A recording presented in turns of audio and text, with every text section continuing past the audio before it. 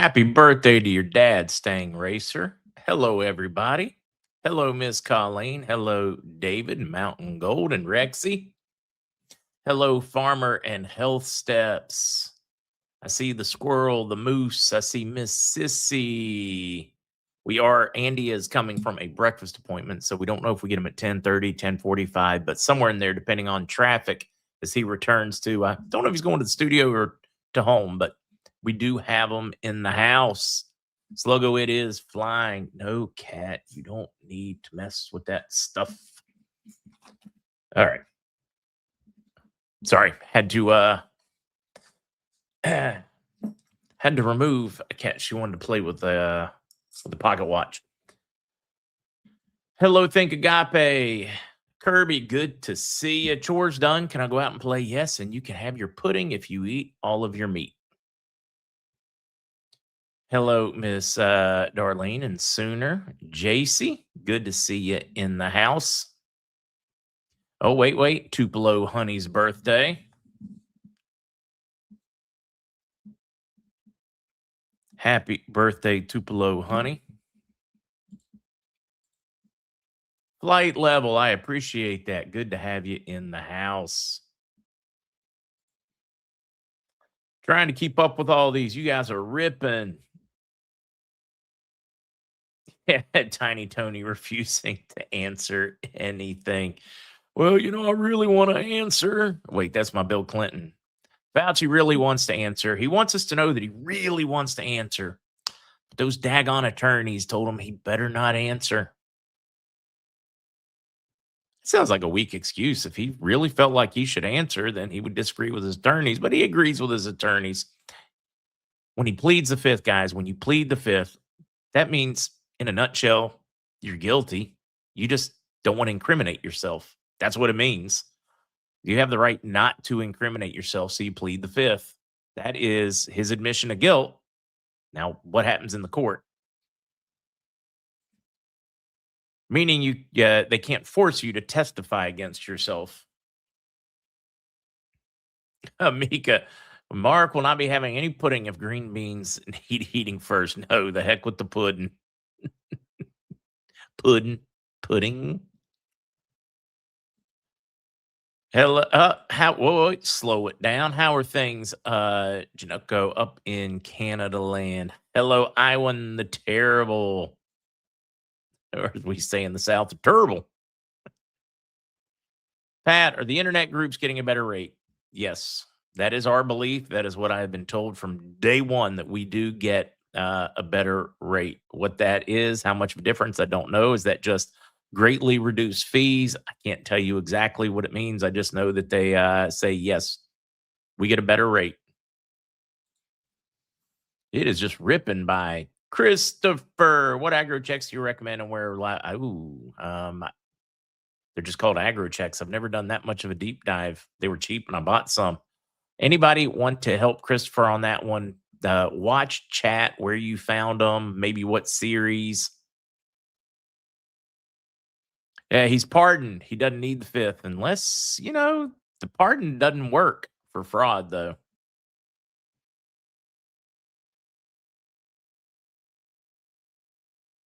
How do they know? Because Pitt's mom, you're here.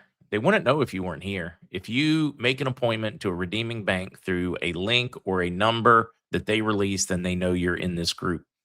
The people that aren't in the internet group are the people that have no idea this thing is happening. They have no clue at all.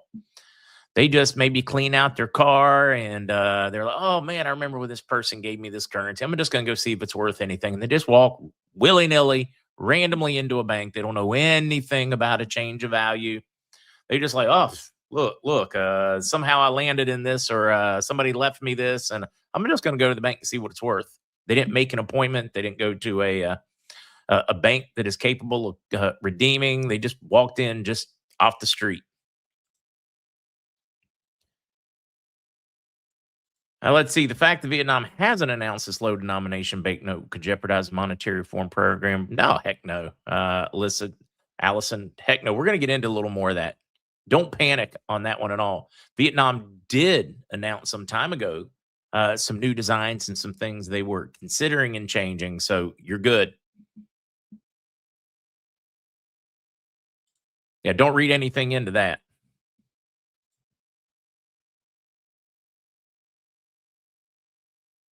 Let's see. When Kuwait revalued, did they get a higher rate? Yes, they got a higher rate, but it wasn't an internet crew back then because there wasn't widespread use of the internet. They had to go through qualified buyers. They had to buy in groups. It was a little different on how they could purchase currency back then because of the restrictions on it. I have some people that partook. I'm going to see if I can talk them into maybe as we get closer. In the past, they did not want to come on and share. They didn't want to put a target on their back. But I think as we're getting closer, they may be willing to. Dees, I'm looking forward to the Mushroom Festival in Pennsylvania. Me as well. Steve Lee, mine started coming down. It took about 3 weeks. I was doing the Cardio for Life in conjunction with the NRF2. I haven't heard anything fresh on well, actually, we do have a little bit to talk about on the Zim today, but it seems to be perking along just like the rest of them. But we do have a piece today from some other countries. I just continue to read these. I know I need to dive into some news. Now, I do have a fulfillment update from Mr. Heels before we get rolling today. Just a little bit of straight talk from them because they don't want to hide anything. Family business, want to be very upfront with you. Middle of moving the whole fulfillment operation to a new center, bigger, better, faster, cheaper for everybody. So there could be a few days delay on certain products. If you are affected by it, they're going to include a little gift certificate for the couple extra days it takes. The good news is it's all of our fault for ordering more products from them. So in order to keep costs down, they're moving to a center so they can better fulfill it faster and cheaper. They outgrew where they were at. It's a great problem to have. And thank you, folks. I mean, it's a family business, so thank you for supporting it. Thank you for being here for us. We're going to return that same favor by constantly evolving to do the best and keep costs under control. So just bear with us for a few days. Moving along, some products delayed, some not at all. Just organizing better and changing center to be faster, basically bringing it in house. Teresa, the people I know, the 3 people I know personally that exchanged did not have to pay a tax on their Kuwaiti dinar when they exchanged because it was a currency exchange.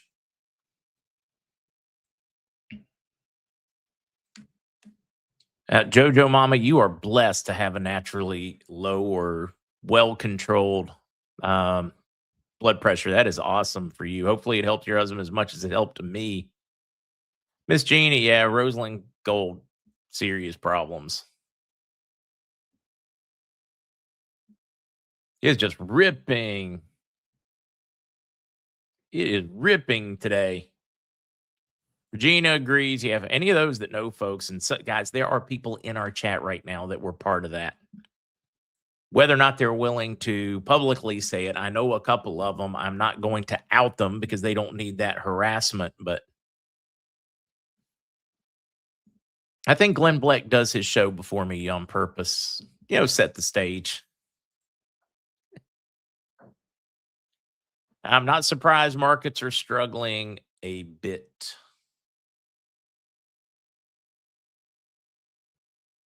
I'm just reading a few. I know we need to get to, we're already at 10:10 mark. Yeah, it's time to get to it. We do have Andy joining about 10:30, 10:45, and then Zester has prepared some very interesting stuff for us as well for after Andy.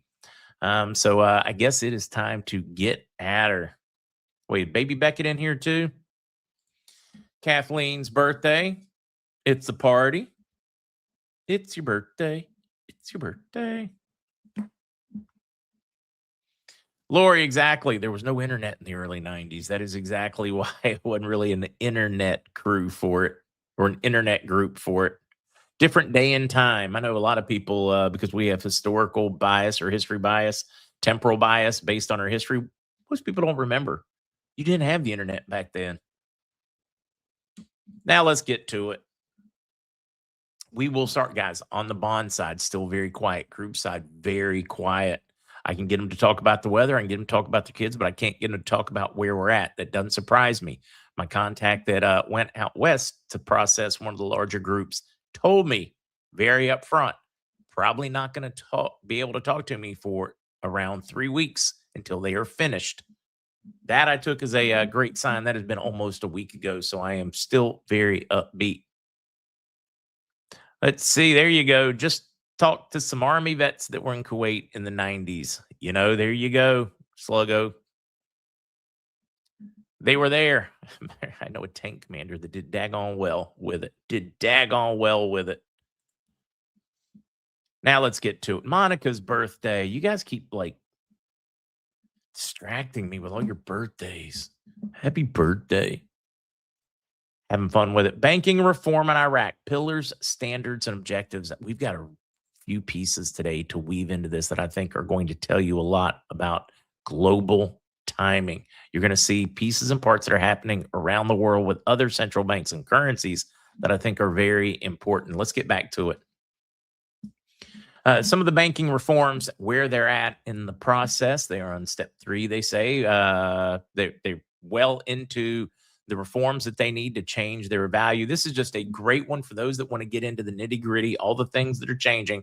I'm including this one to get people plugged into the banks, cleaning it up, the KYC, the know your customers, the anti-money laundering laws, the evolution of their banking system. What they're telling you is they're on the international system now, and they're still making changes to bring in more of the Iraqi populace, and also so that they can stabilize all of their rates. This is just a great who's who, what they've done, where they're going. I just thought it was great to put in there for you folks. Now, some of the other currencies changing. Syria closes the chapter on the Assad pound. Can the new currency regain Syrian trust? Taking all the old currency out of circulation, just like they did with the Saddam Hussein notes after war, just like Kuwait did after the invasion from Iraq. They had to change their currency. Syria now doing the exact same thing with a new currency. It'll be more based on their assets, their oil, their etc. So we are watching the beginning stages of a Syrian revaluation or change with their currency as well. It's great because you can go back through history and you can plan out the steps and what to expect. Definitely going to be one of my highlights in the next round of currencies, or what I believe will be the next round. I'm going to be watching this in financial advice, considered education, entertainment. Think. And it continues. Now, here we go with the, what I believe it's called the Royal Bank of India, the RBI. The Reserve Bank of India. Man, I screwed that one up. Reserve Bank of India to roll out rupees in 10s and 20s. Polymer notes in R3s up the 3,000 core field trial center says paper currency stays. They're not getting rid of paper currency. They're printing some new. Now, it doesn't make much sense until you do the math that there's a change coming. Most people will never do the math here. At current values of the rupee, not the rupiah, but the rupee, it's about 1 penny per rupee. 1 US penny takes 100 rupee equal $1. They're printing, again, it tells you they're printing 10s and 20s. And they're going to print a 3,000. Now, wait a minute. With current values, they're printing notes that are worth 10 cents and 20 cents. Does this make any sense to you?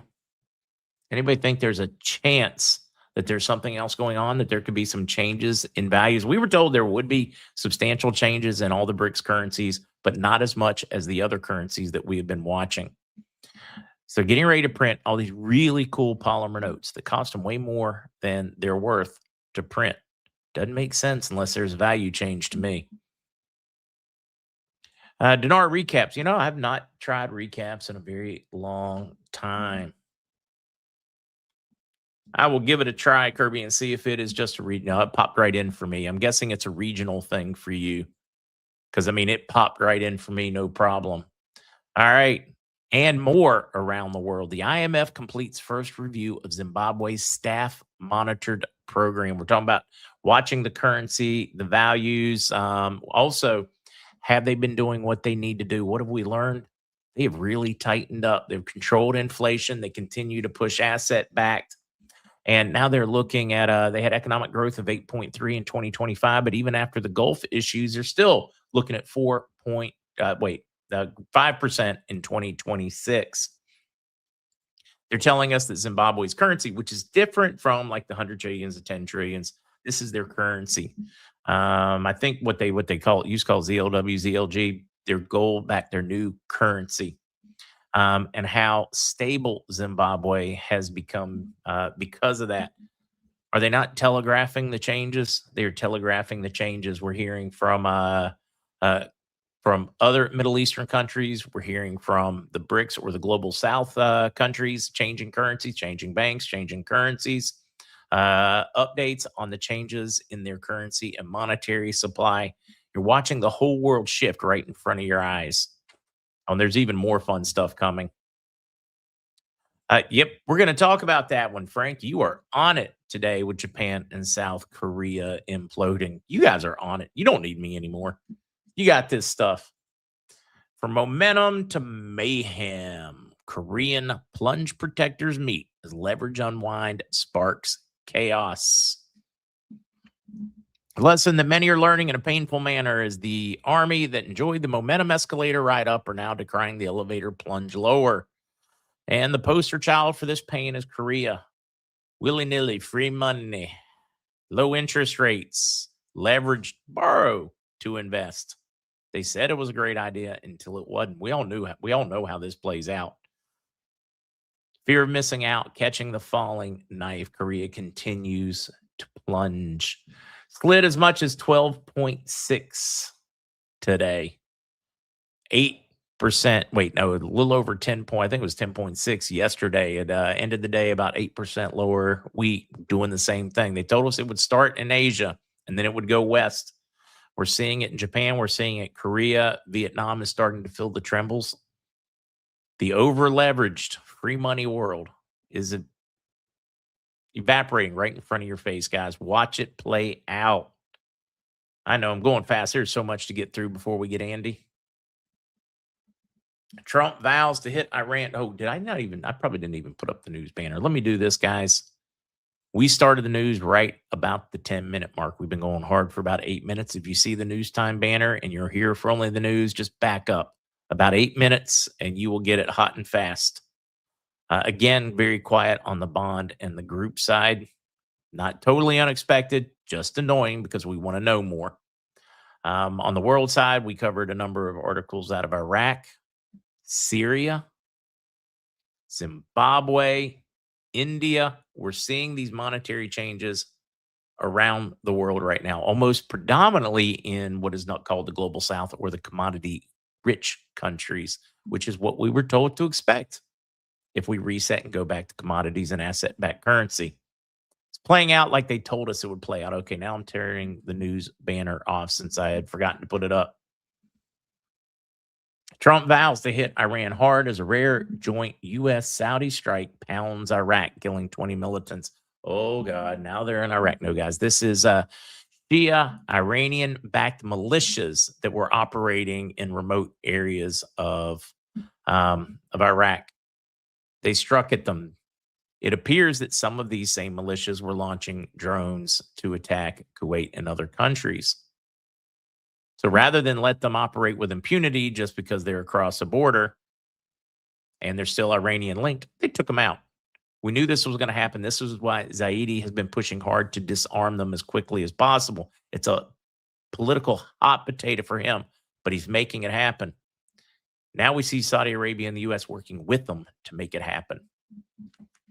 Ragus, the new currency, I will be keeping an eye on it, Ragus, for when it becomes available. They're still telling us they're printing news, so I would not run or jump on any Syrian currency yet personally. You guys do your own research. I could be screaming wrong on that one. I'm not, but I could be, so do your own research. So Trump is vowing to hit hard. Yep, we've had enough. Of course, You have Iran saying we never asked for peace. Trump saying, hey, they kept asking. Now it's off the table. We heard last night they're talking about some extremely hard hits headed Iran's way. More and more countries are starting to join the effort. The logjam is breaking. And when I say that, global power is shifting, and we're going to get into it. Fragile Iran pause shattered as the U.S. base in Jordan comes under attack and oil soars. Fresh unilateral strikes on a Jordan base. Iraqi militants against again target KSA. And that's the reason. Iranian-backed militants in Iraq striking. That's why they struck at them. Do not think that this is something that derails changes in currency values, etc. These are some bad guys trying to hide behind another country's border. Clean up aisle 7. Now, this is really a big one. People need to pay attention to the shift in power going on in the Middle East. Gulf bond boom. Record borrowing fuels race to future-proof against the Hormuz shutdown. Issuing government-backed bonds for infrastructure in these countries. More deep water ports, more oil pipelines. These projects, people are investing money, massive money from around the world to accelerate it. These projects, now under what? Yes, it takes time to build these projects. The money being thrown at them is going to show you an extremely increased timeline, or should I say sped up timeline. This makes Hormuz and El Mandi immaterial. They're going to be able to work around them. This is removing long-term power from Iran, from terrorist-sponsored nations. You just don't need them soon anymore. Iran has got to be paying attention to these because their bargaining chip is Hormuz Strait. Well, we can just choke you off. We can just choke you off. And then through their militants and their militias that they fund in Yemen and other areas, they're trying to cut off the other strait. Indeed, this removes their power. That's their big bargaining chip. Now, what happens when it doesn't matter? When it doesn't matter if you like blow up, sink ships all through Hormuz and can't go through. What happens if you do the same thing in El Mandi? It's not going to matter much longer. So their best, absolute best bargaining chip is being removed from the table. I don't think people understand the changes that this will bring in international politics.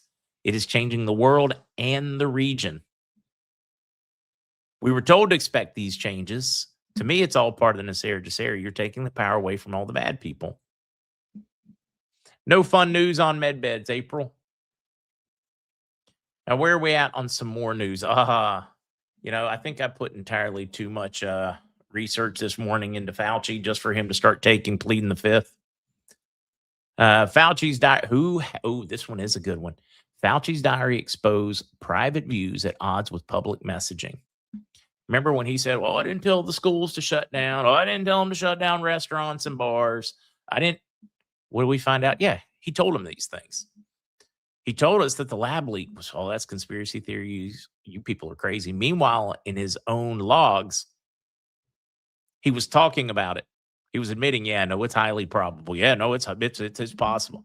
So what Fauci was saying publicly, what officials were saying publicly, when New York was shutting stuff down, they were doing it under Fauci's suggestions because they thought he was God.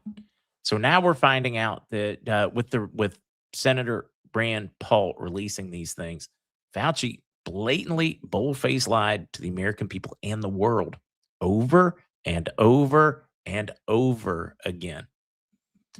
I know many people are going, nothing's going to happen. Maybe he won't go to jail. But forever and eternity, his legacy is ruined. And for most men, that's really important that you leave some kind of legacy. Good kids, a business, a world, something. Fauci will never have his legacy now will forever be tarnished and soiled because of his blatant lies, deaths. I want him to be held responsible too, but I am going to take some comfort in knowing that all the people that called us crazy are having it shoved right in front of their face, and they're eating the biggest crow pie in American history right now. Yeah, just ask him about AIDS, ask him about the Beagles, ask him about all of it. Mary, I do not believe his immunity is going to stick. His immunity came from Joe Biden in the auto pen on the way out the door. I don't think it's going to stick. I think you will see Fauci held responsible.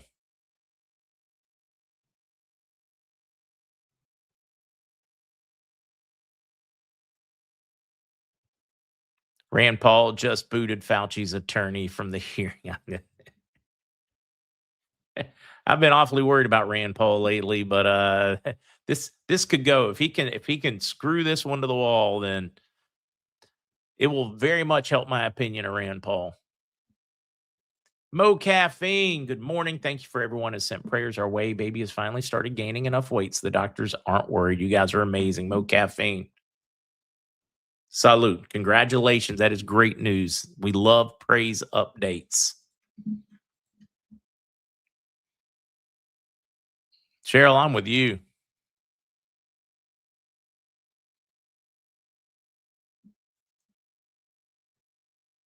Reading a few of these. I know we got one more. What do we have here? Oh, this is one that I want to ask Zester about and get his take on what he thinks of my mean, and then turn around and ask Andy. I did well though. I got my news wrapped up in the first 30 minutes, which was my goal. So I'd be ready. Oh yeah, maybe they can just put Fauci in cages like he did the dogs. Give them infected fleas, AIDS infected. I mean, give him all the nasty stuff that he did in the experiments that he ran. Clint, I very much believe that med beds, if they are released, if what I'm hearing from people, real world people on them right now, is any kind of accurate, I very much believe that they can.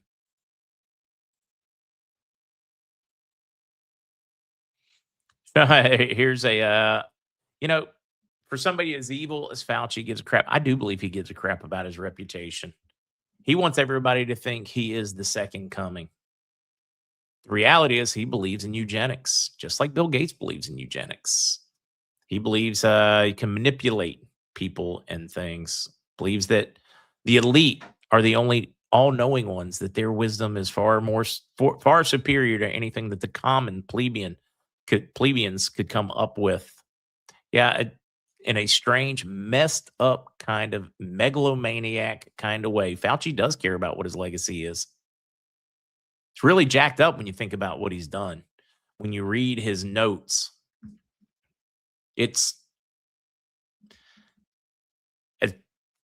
history is replete with examples just like Anthony Fauci. Fauci has 6 more attorneys in there. Wow. Can you imagine having 6 attorneys working for you?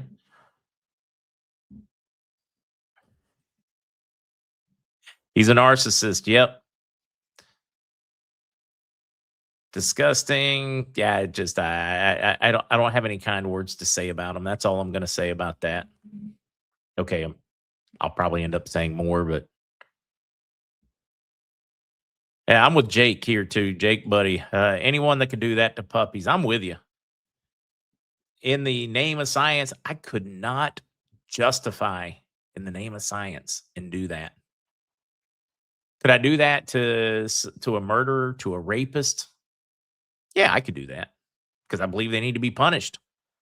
And in doing those experiments on the way out the door, it is their way of paying back humanity for the crimes that they have committed to humanity by allowing them or by becoming those experiments. That's my take on it.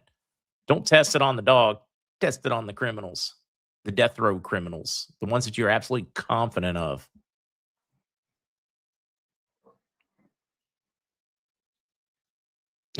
Bread and circus time.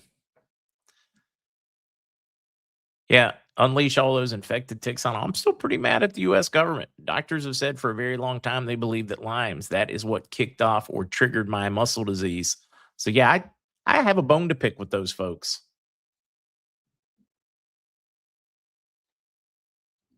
Let's see. Frank spent a lot of time on attorneys in the IRS and the IRS. I don't understand you, Santa Fe kid. Very much believe. I mean, there's so many changes going on at the IRS. They're going to keep fighting for every penny and every dime they can get until the very end, though. You know that's happening. You know they want to get as much as they can on the way out the door. They know their time's limited.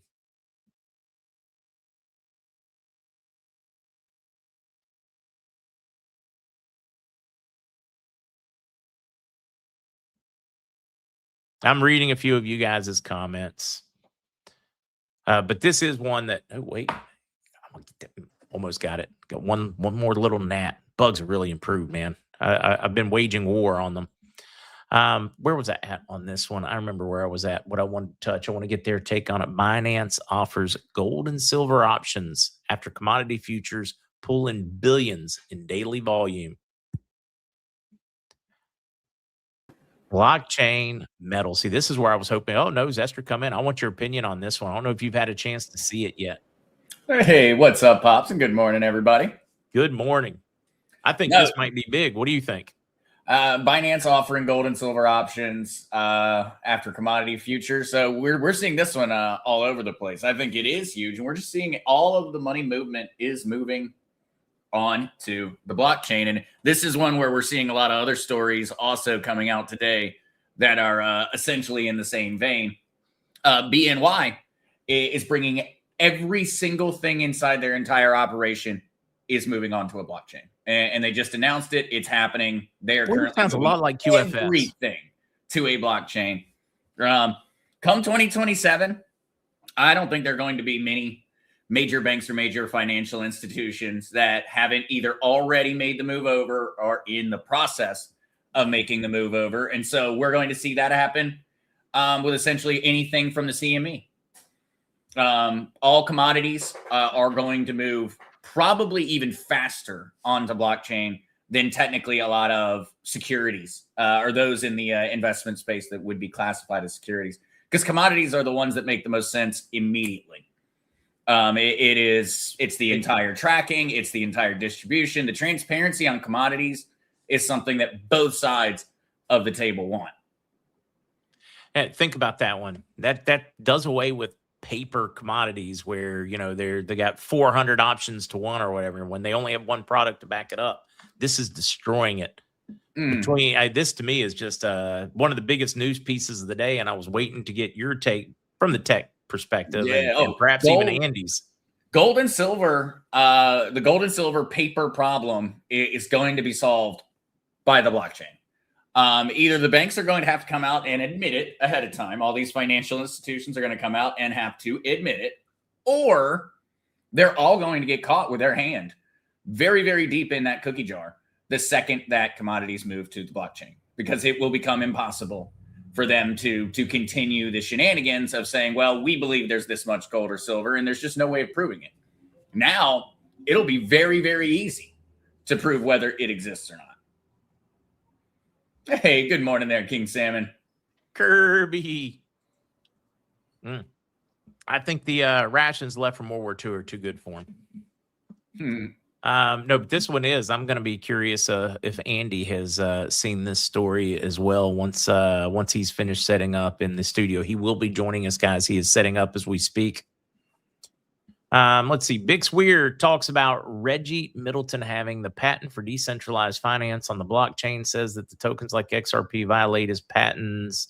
He is one of the biggest beta fans. I tell you, Bix really was diving into the Web 3.0, and I was with him on that one.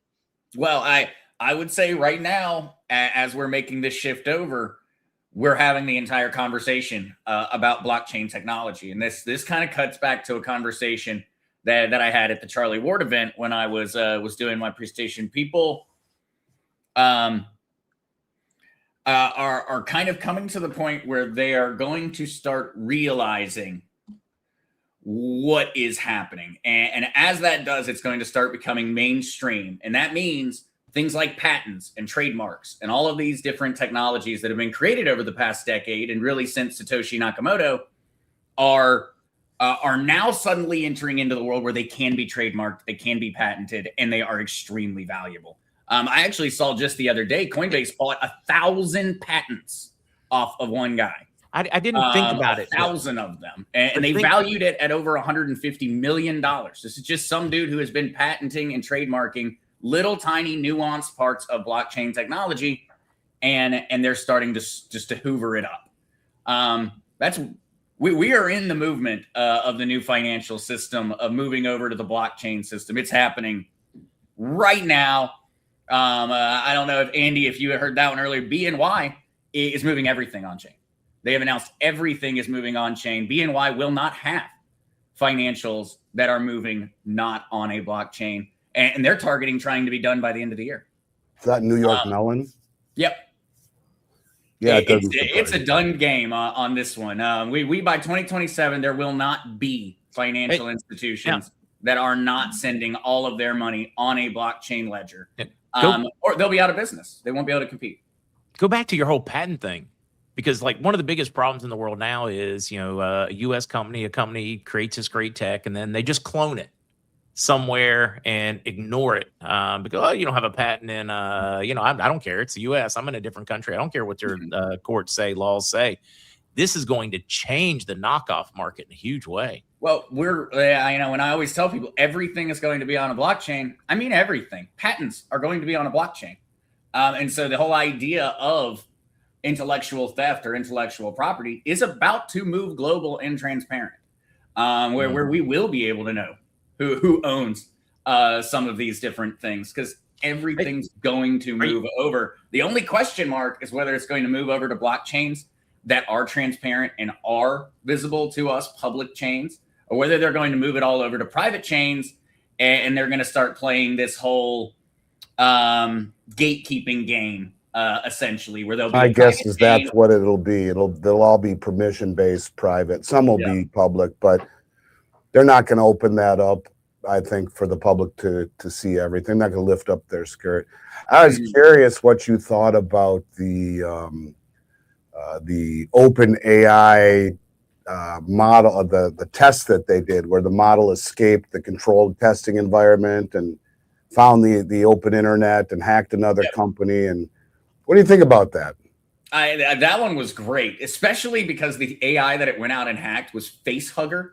Right. Which when I read the line for that one, I thought it was the new Alien versus Predator movie, article type deal coming out. But it broke containment during a test.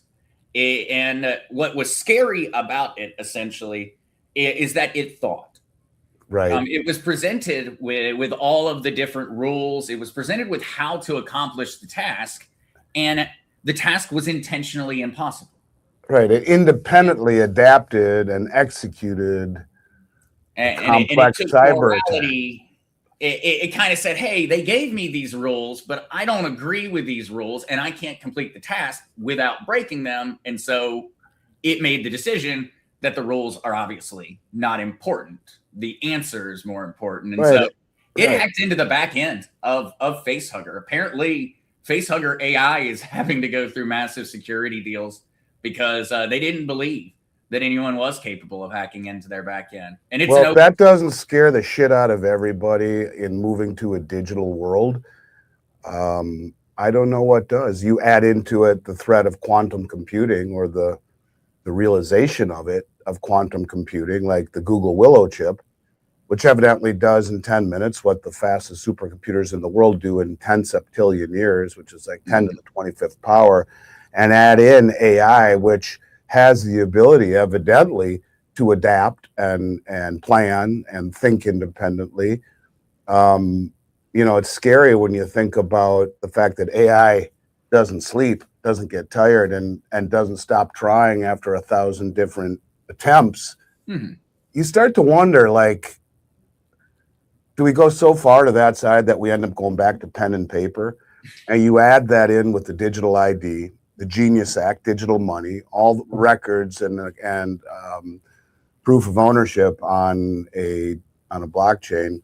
I can tell you that my experience, albeit very early in this industry, attempting to do something with metals and blockchain, it's always been on a permission-based blockchain. And my feeling or my thought to the group that I would be presenting at is that you're not appealing to the younger crowd. All you're doing, it's the same thing as or as a statement that is sent to you once a month, or that you can go online and look at. Only it's on a blockchain, and if it's private, what delineates it? It's nothing special. And so you're right. I think that will be what they do to a degree, but I don't know.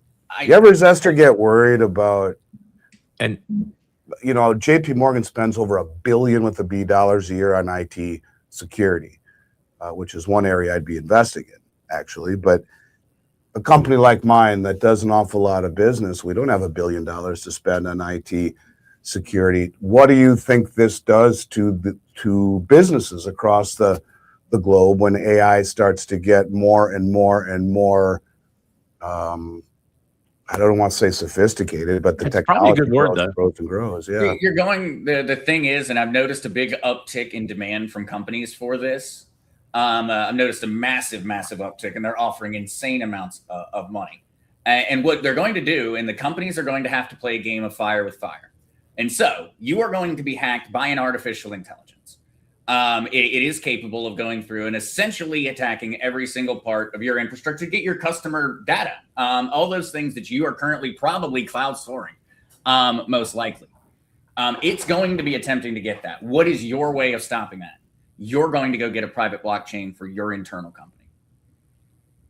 And that's how you're going to do it. So that's the reason that this system is pushing people towards that, because your answer to how you're going to protect Miles Franklin as an operation is going to be by essentially moving over and saying, well, hey, the only way I can beat this is by moving over to a private internal blockchain, which they're not going to be able to hack and change and make alterations on.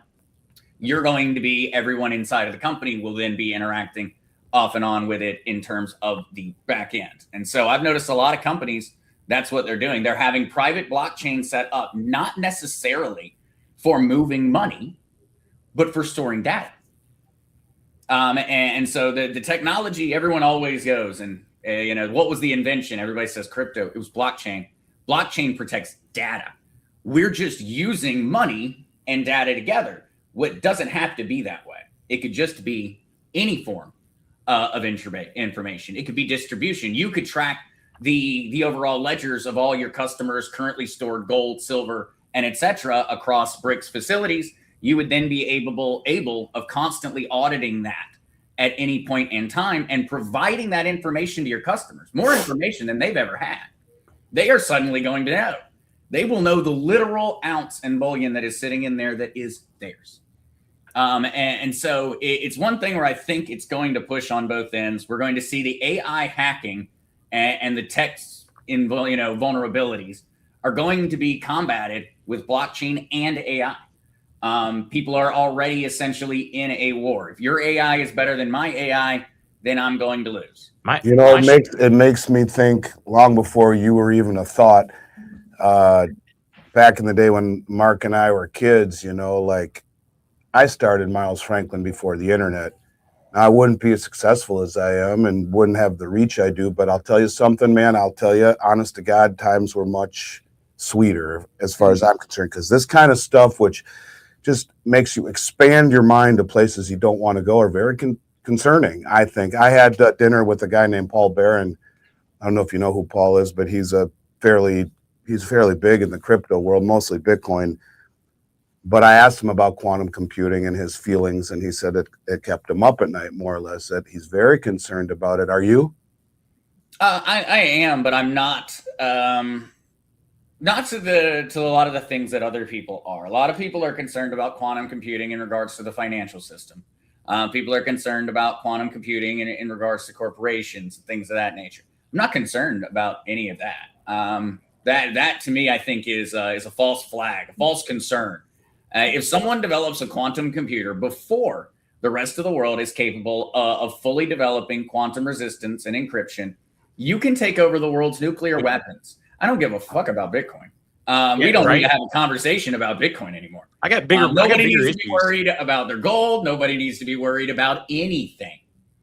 Whoever is the first person to do it, if we're not quantum resistant by the first genuine quantum computer is created by any country, that country will take over the world. But isn't the Willow chip already real? I mean, it's a prototype, but isn't it already real?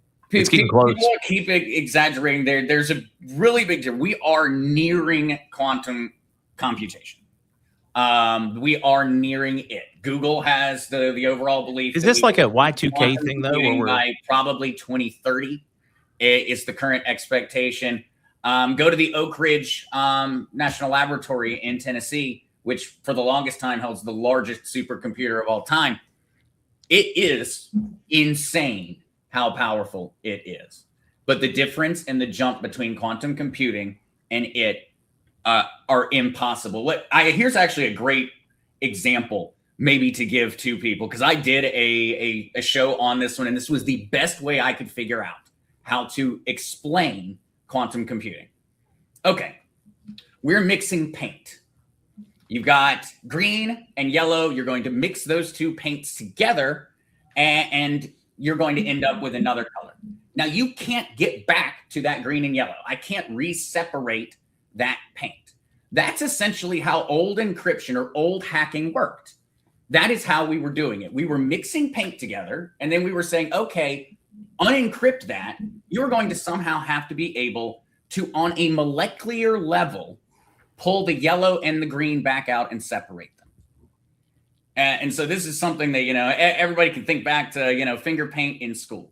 That is how typical modern day computing works. A quantum computer is capable of molecularly separating the yellow and the green.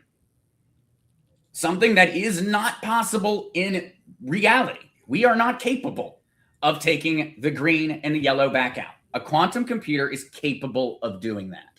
And it's capable of doing that like this. And so when you think about encryption, so you think about computer security, current encryptions operate in that way. Essentially, we have encrypted keys that when combined provide that security, and they protect your information, and they protect the data, and they protect whatever this may be, the server, the database. Well, with this move to quantum computing, our old encryption no longer works. Not just that it's not effective or that this new technology is just powerful enough to blast through it. It doesn't work anymore. Because on a fundamental level, we are talking about an entire change to how computation works. It's changed in terms of how it operates. And so if you take that paint example, it is capable of separating those two paints back out on a molecular level. And that means when you're trying to protect something or you're trying to create a password, it doesn't matter.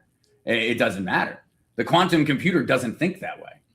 It doesn't think in the code way. It takes everything there and it literally splits it back into all of its unique parts. It could pull out the nuclear commands. It could take control of the White House.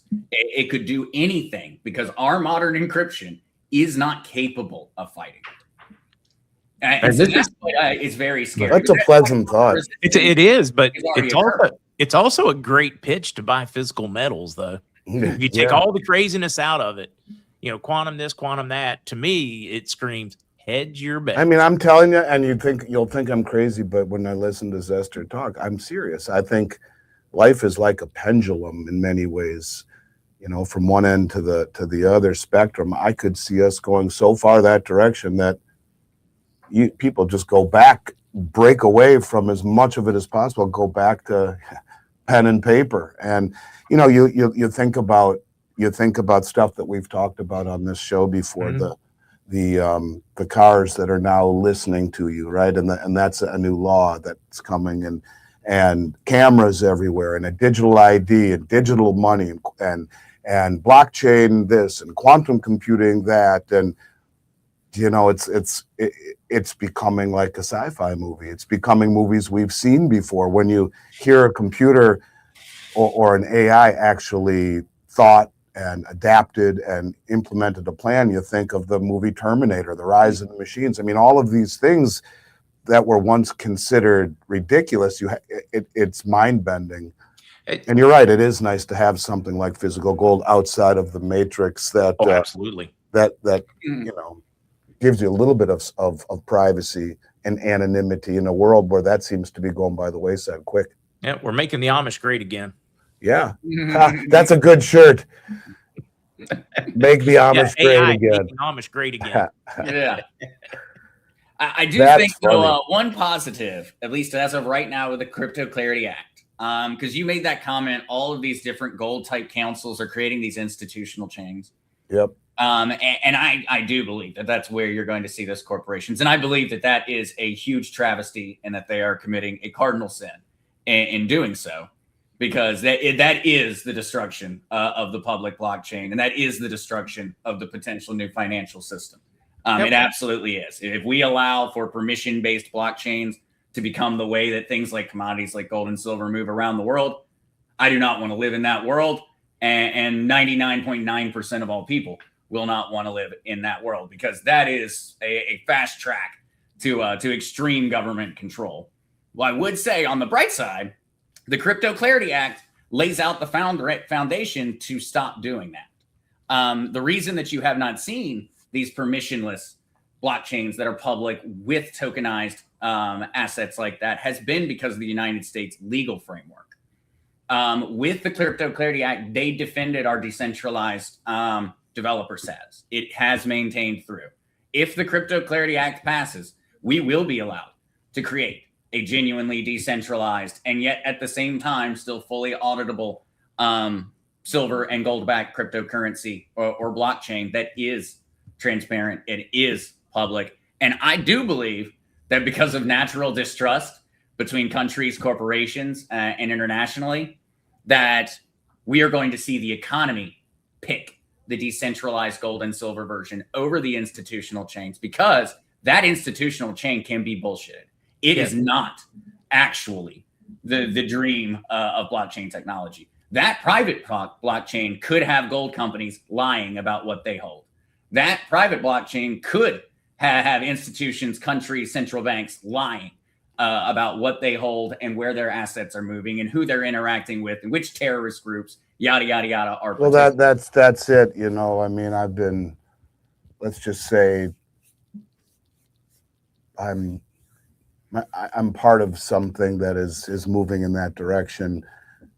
And I said to them, we're going to call it the Andy coin. Yeah, not quite, but I said to them, the only way that I would be part of something like this is if you start with redemption and move backwards.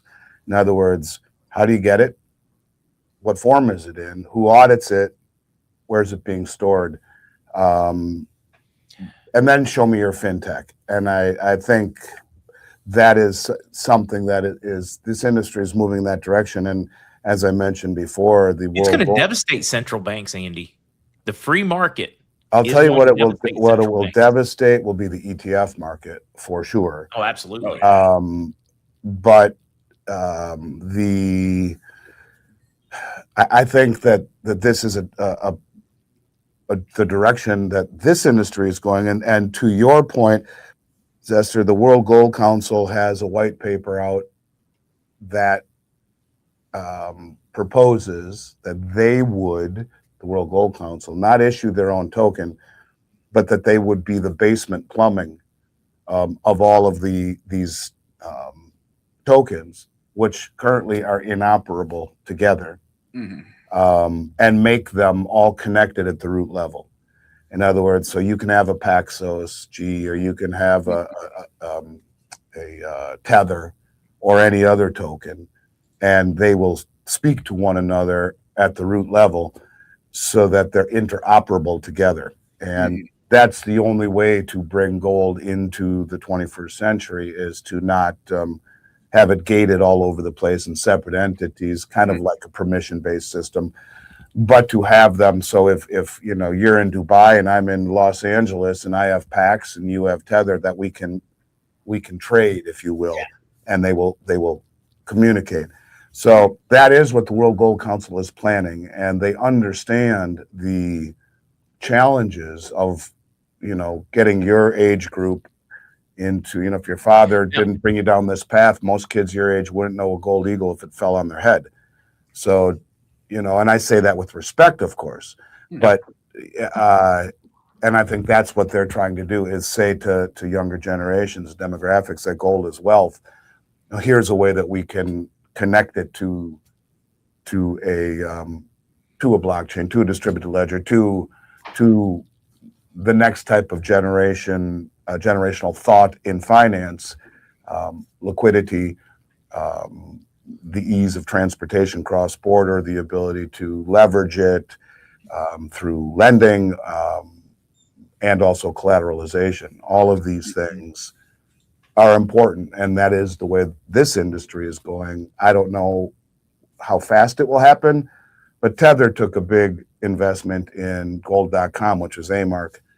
And so you see that this is actually happening as we speak. And I that one was kind of where I was confused by Gold Council because, okay, like right now, Pax Gold and Tether Gold, XAUT or whatever they've decided that token symbol is going to be for it. They're 100% interoperable. They're both Ethereum ERC20 EVM blockchain built tokens. I can exchange one Tether a gold for one Pax Gold absolutely immediately. The only thing that would change would be where I would claim physical gold from if I so chose. If I were to switch from Tether over to Pax Gold, I would be capable of cashing out in a London bank, LBMA certified gold on the Pax Gold side. Tether Gold, that one is extremely, extremely weird because of how they are internationally. I don't think you really can get your gold back out on Tether Gold at this point in time in a physical format. I think you can in kilo bars. I don't know how easy it is. Yeah. But you got to have that much. I don't think if Zester's 1 ounce, I don't think. No, and that's what I said to this group. I said, listen, you got to be able to have redeemability down to 1 ounce. Yeah. And so that is, I think, the pathway, because the people who understand gold want to know who's got it, how's it audited, where's it stored, how do I get it down to 1 ounce. Now, the people who institutionally don't even think of that, once the story is presented to them properly, will say, oh yeah, actually that's kind of smart. And I think that these types of financial products like ETFs, which are I heard a little bit what you were saying before, rehypothecated. In other words, whether it be COMEX or GLD and SLV, the assumption is that no one's going to stand for delivery. Now, the authorized participants of SLV and GLD can. Those are the commercial banks that fund it. The people can't. So if the people can't, and on COMEX less than 1% ever have until recently, why then you can sell the same contract if you are inclined to do so over and over and over and over again. And this is how problems start, because you don't have the threat of redemption. This is what's changing ultimately, I believe, the market, and especially what's happening in China right now with the Hong Kong exchange and with the largest banks in the world in China, 3 or 4 of them saying that the public can no longer, all of these accounts that the public had that were futures accounts, they closed the ability for them to do that. Only legitimate hedgers can. And they're moving to, in Hong Kong, an exchange that settles same day, just like in the new program in Singapore and in Dubai. Same day settlement instead of futures. Now in Dubai and in Singapore, it's in dollars. In Hong Kong, it's in yuan. And it's the first time you have an exchange in another currency settling same day to challenge London and the United States. And so if you are stupid enough in the United States to naked short, when there is the ability to stand for delivery in Hong Kong on a COMEX contract to bring Hong Kong, you will be arbitraged up the yin-yang. And so what I expect to see because of delivery, which is going to challenge, I think, this entire scheme of suppression of prices, it will create price stability. And I think it will ultimately move towards price discovery as China is pushing their citizens away from the ability to lever and to play the futures game and pushing them into immediate acquisition, cash and carry, physical delivery. And I think that's keen, because what they're really doing and what they're saying in doing that is that we are now challenging the Western system. And if you take a step back and you take a look at what they are doing, we talk about SIPs and Enbridge. So they're building the payment rails. We've talked about the expansion of the vaults into Hong Kong and Singapore and Dubai and Saudi Arabia, Mumbai, St. Petersburg, Moscow, all of Brazil. the new BRICS facility, all of these new vaults that are being proposed throughout the Belt Road Initiative. So they got the payment rails, they got the vaults, which are like the arteries, the payment rails being the veins. And then they have now the settlement systems same day to challenge what is a futures market in Singapore and Dubai, same day settlement. That changes things a lot. What's it worth today? I want it. And if they mess with the price, the West, they're just going to arbitrage the hell out of it once again. So now they have the settlement systems and now, or the exchanges, and now the settlement system outside the dollar. You can see what they're doing. And all of this points towards, and then you throw into it the ability to see transparency, like you were talking about, Zester. You're seeing gold quietly being reintegrated into a global monetary system, and the global south gets it. They're just doing it in a very regimented way, very slowly, but everything they are doing, from vaulting to payment rails to exchanges and now settlement systems. There's never been an exchange that's settled outside of London in the United States. Now there is, and in another currency. And the significance of that is when China buys oil from Saudi Arabia in yuan, Saudi Arabia can say, I want my gold, take it out of Hong Kong. And when gold leaves China, has to come out of Hong Kong. But now they're almost, or if not, some reports say the vault that the Shanghai Metals Exchange expanded in Saudi Arabia is done. So now they can just fill it up with gold right there and take it right out of their backyard. China puts their gold into the Shanghai Exchange expansion into Saudi Arabia, and bang, there you go. And what you are seeing is settlement outside the dollar and also reserve status outside the dollar. So this is a gradual process, but you can see it happening if you pay attention. It was slowly. We're hitting suddenly. Right. It is. But this is the reason why so many pundits, so-called pundits, dismiss this, is because it happens slowly. Now, by the way, Zester, you were talking about Tether. It's very interesting. Over the past 3 years, actually go back 4 years, Tether has bought more gold than China. Tether has bought more gold than anyone in the world the last 3 years, other than the Central Bank of Poland. And I know that I've read it to your father. I don't know if you've been on, but there's a man named Adam Glapinski, and he's the head of the Polish Central Bank. And they asked him, why is Poland buying so much gold? Now, I'm going to paraphrase this. I've said it so many times, I'll get it real damn close. He said the Central Bank of Poland buys gold because when someone shuts off the power to the global financial system, which is largely based on digital accounting records, the Central Bank of Poland needs to be prepared for these type of events. Now, we don't expect for this to happen, but forewarned is forearmed and prepared. So when you hear a central banker say that he's concerned about someone shutting off the power to the global financial system where it's all based on electronic accounting records, that's why they bought more gold than anyone in the world for the last 3 years. I've never heard a central banker say shit like that. And going back to our earlier discussion, these are the kind of things that a lot of people who have heard me talk will say, holy shit, I knew I should have done that. Why didn't I think about what I heard that? I knew it. I thought about it. It kind of kept me up for a few days.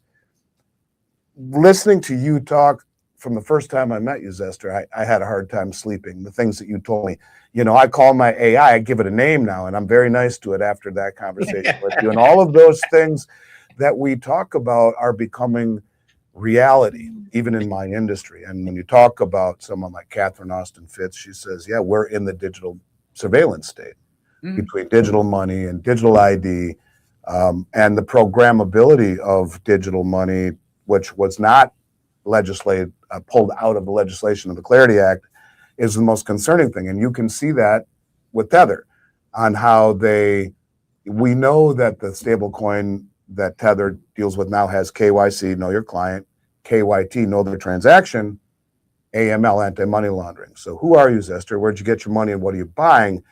We also now know that it's programmable in the respect that you had the Secretary, Treasury, Dissent get up on stage a few weeks ago and say, yeah, Tether helped us identify wallets belonging to the IRGC. We were able to block those stable coins at the smart contract level. They don't even know it yet. And I've talked about Tether as being, in my mind, and I don't know this to be fact, but I believe they're part of what the U.S. is trying to do. I think a deal was struck with them. Again, this is total guess. But when you see the former CEO or the new CEO of USA Tether being Bo Hines, who was Trump's crypto czar, now it's pushed into the CEO role of USA Tether. They were in trouble by the Justice Department, and it just went away. Now they've let the Justice Department into the backside of it. You can see that they will be the primary, or at least the U.S. government is able to, in conjunction with them, freeze wallets and do these things. So they're involved. They can stop it. They can program it. They know who you are, what you're doing, and Tether's not in trouble anymore. And I have a feeling when I see all the gold delivered onto COMEX, and everyone says, well, but it isn't leaving COMEX. Well, if the U.S. government was doing it under national security through the Exchange Stabilization Fund that Scott Bessent runs and is a gold bug, you could tell J.P. Morgan and Citi and Goldman, I want you to stand for delivery for all this stuff with us. We're arm's length. You're not going to see our footprint in the snow. You're going to stand for delivery on all that gold. And last month was 14 billion, 20 billion in February. Billions and billions and billions and billions and billions every month for 19 straight months, gold and silver, when none ever stood for delivery, less than 1%. The exchange was not meant to stand for delivery. The exchange was meant to offset risk. A farmer plants a field in April, harvests it in September. The baker needs his wheat. He's happy to pay for that price in September. A gold miner who has production forward sells it to the market at a price they're happy with, or me hedging my inventory. Normally, you roll forward to the next month, you cash settle, or you leave the trade. And all of a sudden, we're seeing, and this never happened in 35 years, never, billions upon billions upon billions. And people say, well, but not a lot of it. Some of it's leaving, not a lot. We saw 39 million ounces of silver drive off in February. That's 3 million pounds, nearly $4 billion. The point of it is that the fact that there are traders standing for physical delivery, if it was the U.S. government, they'd say, leave it there. Don't raise a stink. We don't want this to be obvious. We're taking it. We'll take it over time for national security, where billions and billions and billions and billions and billions, and now physical bars in my account are coming for delivery never happened. Well, who's doing it? And I look at Tether, and I look at they're buying more gold than anyone in the world. They were in trouble. They're not anymore. Bo Hines is in there. Why would they want this to happen? And I've talked about this on your show. I believe that they will then take the interest on money movement after January, because all money will be backed by stable coins, backed by short-term treasuries, 90-day or less, and they'll continue to buy gold. They'll push gold to the moon. That gold will slowly be sent to the U.S. Treasury, whose footprints are not in the snow, to accumulating it. And that will then devalue the dollar, which will help us reindustrialize the country and pay down the debt. There is no other way out of this. When you are a country that consumes more than you produce, you're screwed if you have a big debt. If you're a household and you've got a massive debt, all your credit cards are maxed out, but you consume more than you produce. In other words, you outspend your paycheck every month, you be screwed. Mm-hmm. So how do we do it? Well, you got to massively devalue the dollar. And I think Tether is involved in it. And I think a massively rising gold price is behind it to devalue the dollar. And so when I look at Tether buying gold, when I look at all these deliveries on COMEX and people just walk right by it, to me, it makes great sense. Now, I'll be flat out with you. It's conspiracy theory, right? Maybe it's conjecture, but there is a fine line. I'm the only person that I know in this industry who is either stupid enough or courageous enough to say something like this. And I understand that there would be some in the mainstream say, oh God, that's just such crap. But to me, it's not, because it doesn't explain why, for the first time in 36 years I've been watching the commodity market, why are you seeing deliveries that never happen? And the fact that some leaves, but a lot of it stays, who's demanding this and why? Could it be by proxy for the U.S. government? Remember, the Exchange Stabilization Fund, which is run by the Treasury Secretary, says if it's for national security, it does not need congressional approval. So we're very quiet about it. And if all of a sudden the world knew that the U.S. government was in the open market buying all of this metal, Wouldn't it jack the price up? And lastly, people say, well, if all of this gold is being bought by the central banks, why isn't the price going up? Well, let's just play this out one last time. If you were the US government and you were trying to do this, by suppressing the paper price, using the banks as proxy for you, two things happen. Number one, you throw the limelight off of gold and silver. We're in the middle of a war, inflation, and look at it, it's not doing anything.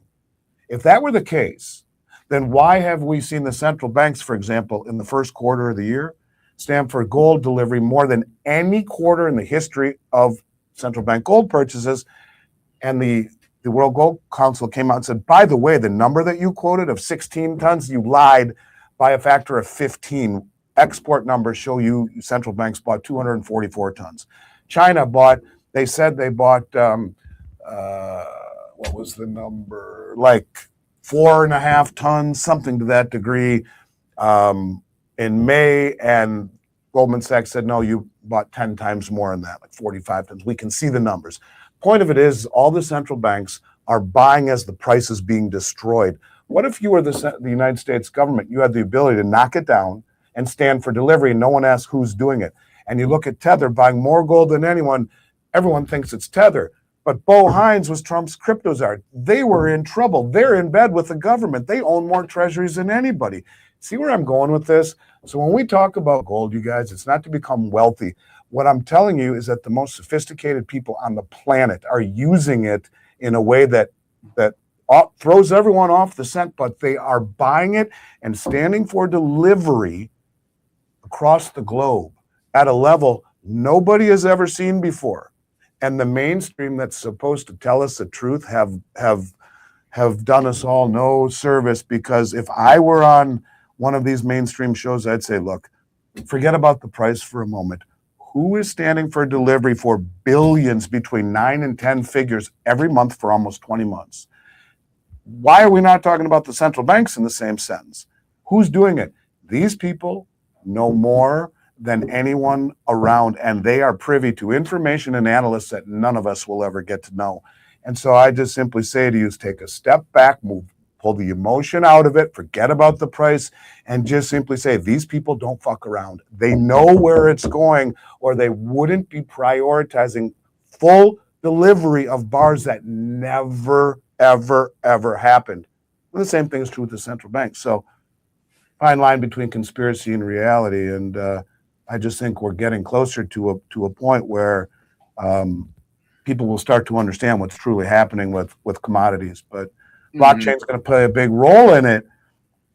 But until that happens, the first thing that these countries all need to do is reshore as much as possible, and do it in a manner that doesn't create too much attention. That is why price is the ultimate tool of misdirection. And that is why the countries around the globe haven't bitched that the West have been suppressing, largely those in the global South, because they're the ones being accumulating.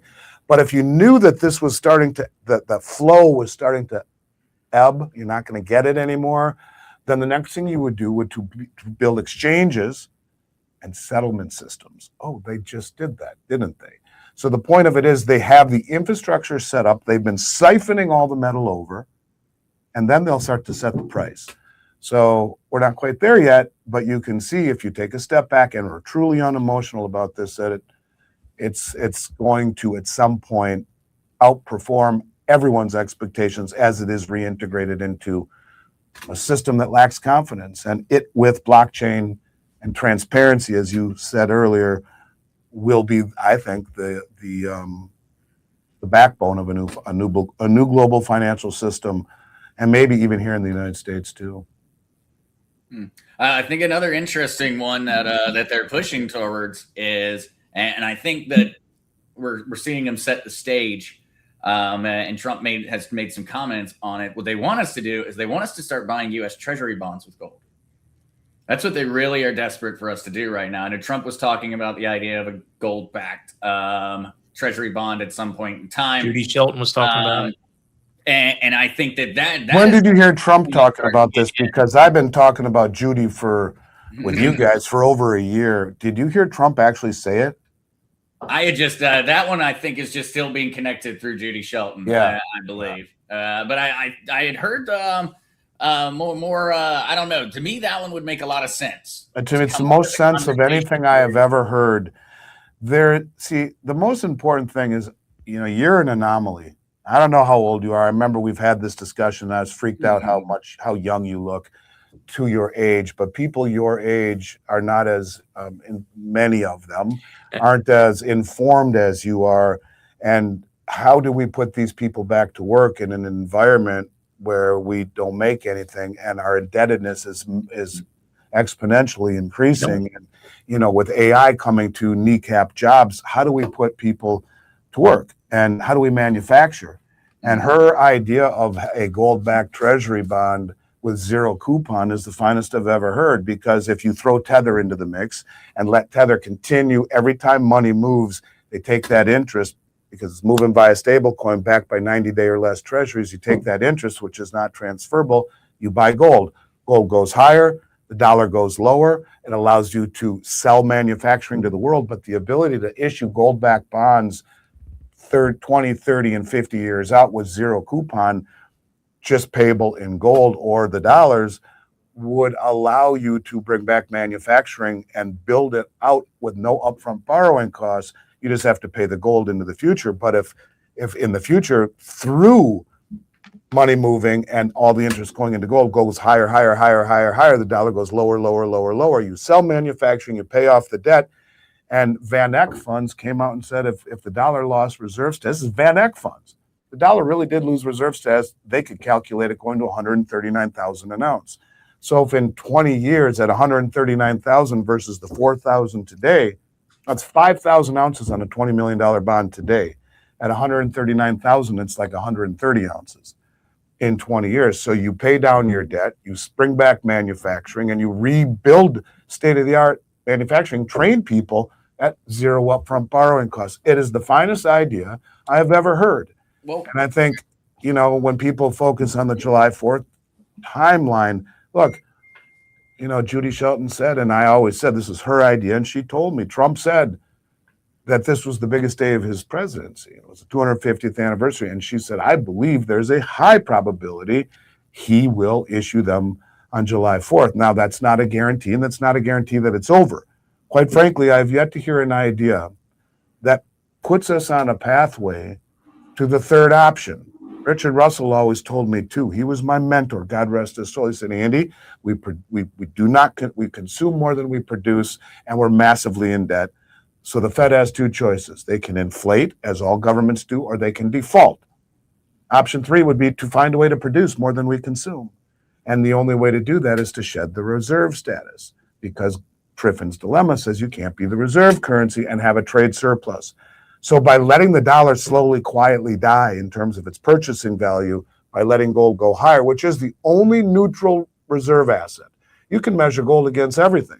If you measure it against currencies fluctuate. It's not a true measuring stick. You measure any asset or any currency against gold, and if the dollar collapses against gold, well, now the dollar fell, and you can reshore manufacturing, put our kids back to work, pay down the debt, and use zero coupon bonds, meaning no interest, with gold delivery in 5, 10, 20, and 30 years. Let gold go higher through the movement of money and all that interest going into it. It's the finest idea I've heard. She didn't connect it the way I did. I put Tether and all that stuff into it. Again, I try to connect the dots, and I think that it would work. I mean, if Trump would bring me on as Treasury Secretary, I'd implement it tomorrow. Let's give it a shot. What do we got to lose?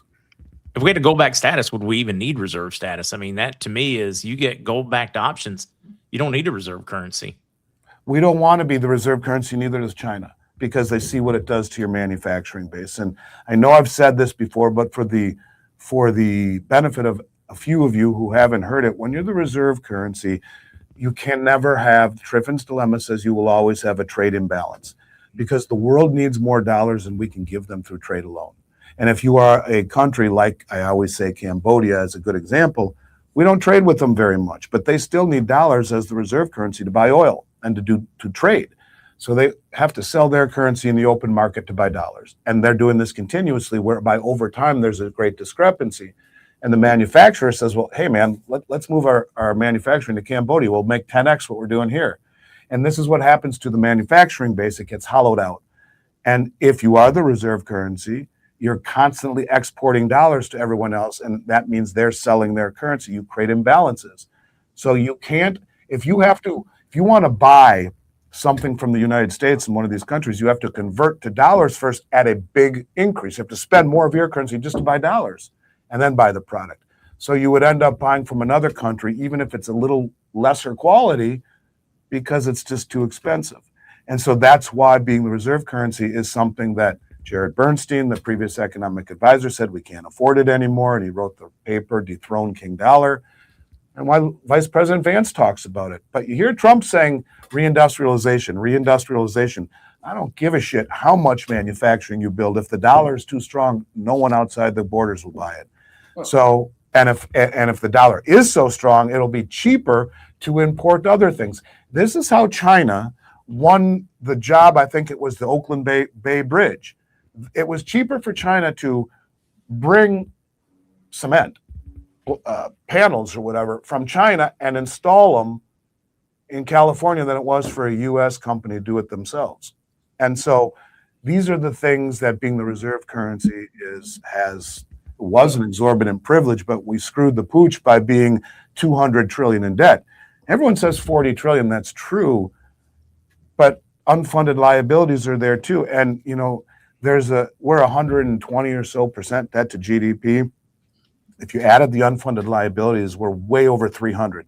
And there has never been a country in the world that crossed the 300% GDP debt to GDP threshold that either didn't hyperinflate or default.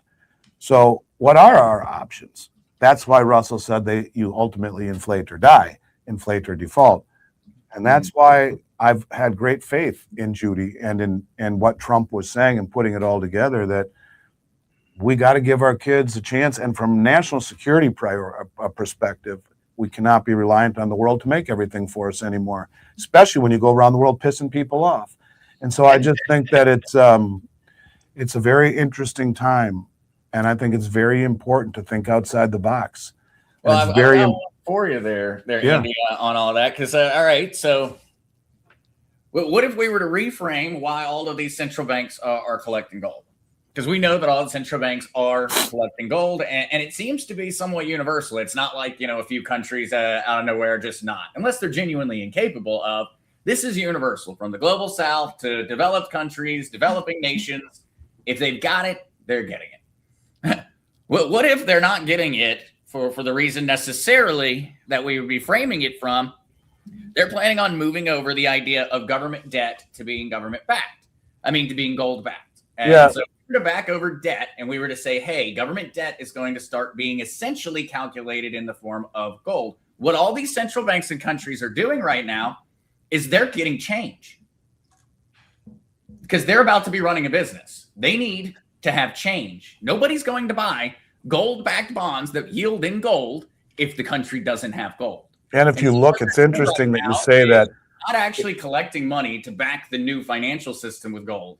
They're collecting money to bank the new debt system with. It's interesting because if you look at the countries in the European Union and you look at the gold that they've bought and accumulated recently and all of their gold holdings as a percentage of their GDP, they're almost all identical.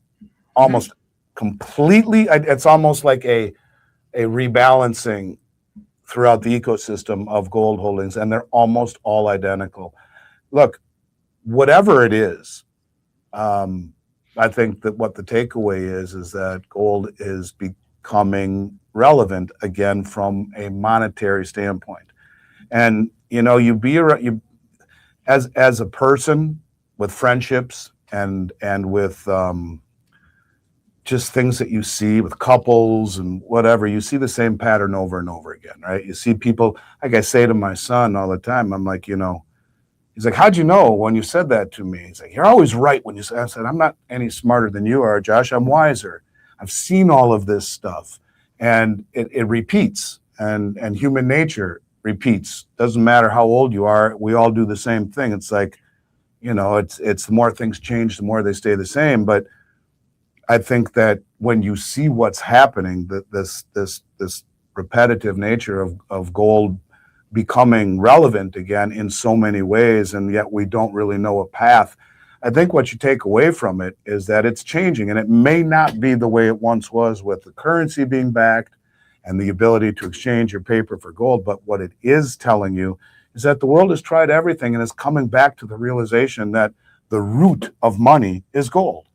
And, and I think it's being rewoven into the system. I don't tell anyone to buy it to become wealthy. I'm telling you to buy it because the smartest money in the world is showing you. And the thing is, most people, they're not able to put all of this together. Look at all of the gold deliveries. Look at the central banks buying it. Look at the exchanges being open. Look at all of these things, unless you're listening to alternative media. And even if you are, some people say he's talking his book. It's a sales pitch, which couldn't be further from the truth, right? I don't need to do this anymore. And I do it because I care and I feel I want to wake people up, and I think it's important. I do.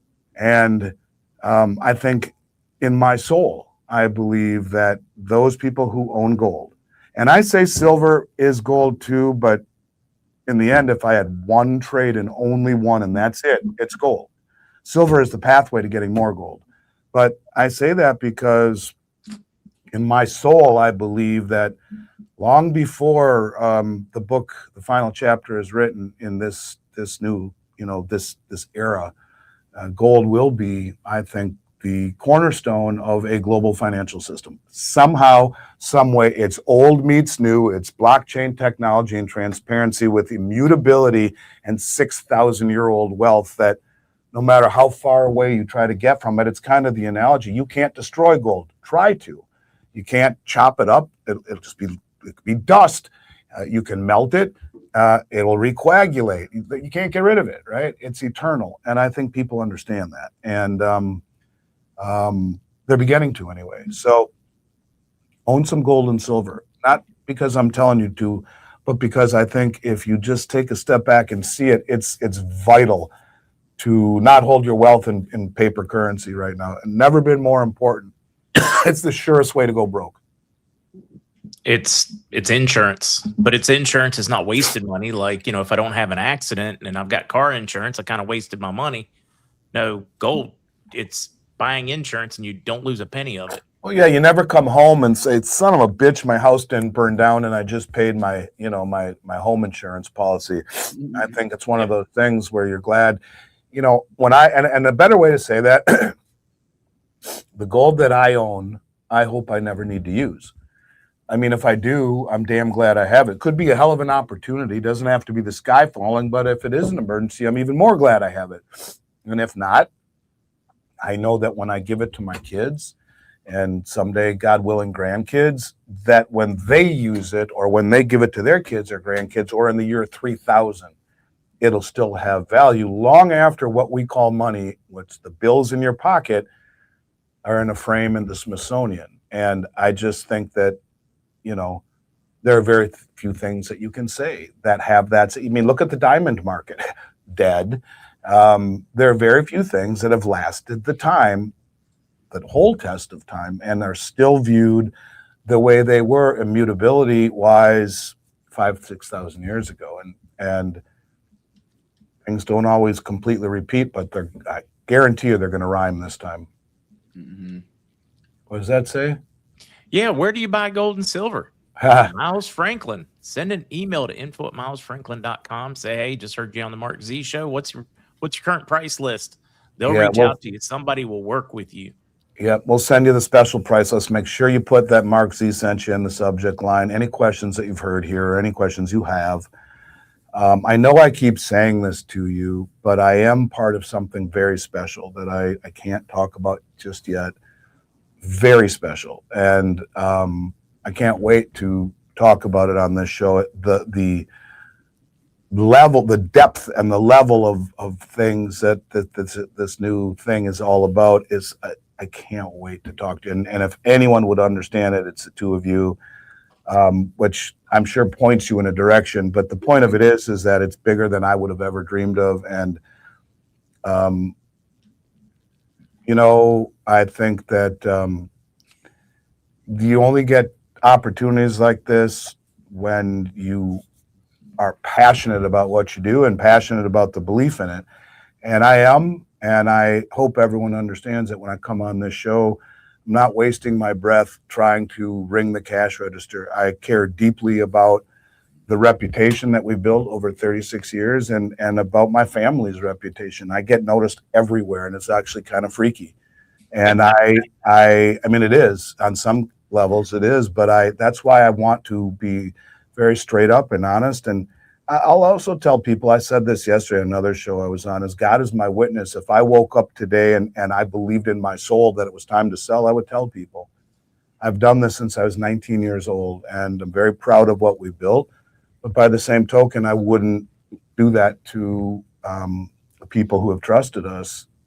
I don't know that that day will ever come because, you know, like I said, there are very few things that you could have owned my entire life that would have performed better with no interest in privacy up the yin yang than gold and silver. And it just seems that it had been forgotten for a very long time, and now it's becoming recognized again. So whether or not we ever come to that point, but this is about getting out of the way of what's coming. And I think the only pathway to the dollar continuing as we know it is to inflate the shit out of it. If not, there's a problem. And when you talk about rising interest rates that we're seeing right now, you know, the reason, which is all such bullshit, you know, they talk about gold going higher. Let me just see what time it is. I think I'm fine. I'm pretty sure I'm fine. With gold going higher, with the war getting worse, yeah, I got a few more minutes. With the world getting worse, in the war, that the inflation expectations are going to go higher, so that means the Fed can't lower rates. You know, if to me, what's really happening is that the world is selling treasuries because they don't trust the system, they don't trust our fiscal irresponsibility. Exactly what it means. And they don't trust the weaponization of the dollar. So how high do rates have to go to make them trust it? But remember, you go much above 5, the whole system breaks. The banks, the insurance companies, the bond market, the pension funds, they're all loaded with treasuries. And as rates go higher, they collapse. We can't cover that debt. As the rates go higher, we can't cover the debt. That's right. And the whole thing implodes. That's why they have to choose the path of inflation and of lower interest rates ultimately. The Genius Act will plug or pin the front end of the curve to the ground because they're backed by 90-day or less treasuries. Anytime you move money, the back end of the curve, you know, you would think that rates have to go higher in order to incentivize that demand, or you get into what's called yield curve control, which is what they'll do. They'll create money to buy the treasuries to push them down, which leads to hyperinflation. They must inflate in order to pay down the debt, in order to bring back manufacturing, in order to reindustrialize. The system is designed to fail. It is. No question about it. But, you know, I don't mean to wax poetic on all of this stuff. Philosophically. But I do want people to know that that's how I look at all this. And, you know, I look at your son, Mark, both of them, with great admiration because they understand it. And I learn a lot from them. And I think that the truth of the matter is that both of us are right. What Zester sees and what I see, and it will be somewhere in the middle. And that is what young people are starting to see. I mean, you're looking like 4 reasons why young investors flock into it. Over and over and over, young people are getting it. They're getting how those two technologies merge, the old one of precious metals and the new one of digital. They're embracing it. One of the largest growing segments of physical metal holders is young people. We're talking like 30-something and under. You know, it just dawned on me, you know, we've talked about this before, but this is where Zester and I could find a very symbiotic pathway you need to put Josh and things Zester together. Yeah. You need to put Josh and Zester and call it young metal. Yeah. I'm dead serious about that. No, I'm serious. I'm being serious. And you know, if you guys want to explore this offline, because that is the future of the industry. And, you know, early adopters usually, God, my phone won't stop. Early adopters are usually the ones that benefit the most. So we should explore that someday. Oh, I would love to. And I've got a group that I would love to show you as well. There's a group that I think there's something going on there. I'm curious to see. They've got something figured out. I think they're the closest ones to actually having it nailed. I'll have to. I want to talk to you offline on that. Yeah, I'm around the rest of the week, so please feel free to call me. I'd love to catch up. We could do a Zoom call or whatever, the three of us. But other than that, yeah, it's interesting times. No question about it. Who the hell knows what's going to happen? One of the things that I thought was really interesting in the last couple of minutes was, we've seen all these redemption requests and gating from Blackstone and BlackRock, and the FDIC just came out and talked about how they're concerned about the exposure to private equity by the banking system. And lo and behold, you see the CEOs of both private credit at BlackRock and Blackstone step down. Maybe it's a coincidence. Maybe it's personal. Maybe we don't know. But yeah, I don't know. I think these are I think this is kind of where things could go awry. And it wouldn't surprise me to see some sort, as crazy, again, conspiracy, maybe. I wouldn't be surprised one bit to see some sort of a pushing of the stock market over hard to push everyone into the bond market, the safety of the bond market to help alleviate the rising interest rate stress. Those are the kind of false flags that you can see even in finance. And as crazy as it is to say that, it wouldn't surprise me, because we have a problem with the 10-year Treasury and the 30-year. The back end of the bond market is marching higher, and we get to a point the whole thing breaks. How do you get people into the bond market when the foreigners don't want it? Scare the shit out of them on the stock market, and we'll see what happens. So I don't know. Crazy times. You all buckle up. It's going to be bumpy. It's going to be interesting, but that is a Chinese curse. May you live in interesting times, right? Yeah, I think you're definitely right on where people are going to rotate, because that's historically every single time we've had a bubble crash, a bubble pop. People have immediately started chasing the safest yield. Well, you think of every major innovation in the world, from the railroads to the internet to AI, all of them, the bubble preceded the changing of the world, right? Mm-hmm. And there was a bubble in the railroad stocks. There was a bubble in the internet, and both of them ultimately changed the world, those that survived. So are we here right now? And when you realize that you have record exposure to the stock market by the mainstream public, mom and pop, record all-time high margin debt, meaning if you own $1 million in a stock account, they'll give you $500,000 to margin to buy another $500,000 worth of stocks. So you're speculating on leverage, and then almost all-time high exposure to options. So mom and pop are all in on stocks. They're all in on leverage and all in on speculation in a handful of 10 stocks. So, what if we see an IBM moment where you see NVIDIA or something like that fall by 30, 40%? What happens? And that's a scary part right now. It's not an if, it's a when. We've got to see it. We're valuing even typical non-tech companies right now are being valued somewhere from 50 to 60 times value to or even revenue. We're not even talking profit. They're valued 60 to 1 value to revenue. Right, and that makes the .com bubble look like, nobody was being foolish with their money in .com. We were looking at 30 to 35 times when you look at the stock valuations of companies during the .com bubble. Great Depression, blown that 28, 30, double, triple. We're multiplied. We're powers of times worse. And that's the problem, is people say, well, it's different. No, it ain't different. Again, the more things change, the more they stay the same. There was a period of time for many, many, many years where nobody worth a salt in investing would buy stocks unless they were paying a single-digit price-to-earnings ratio, price to earnings, not revenue, price to earnings, and paying a dividend of 4, 5, 6%.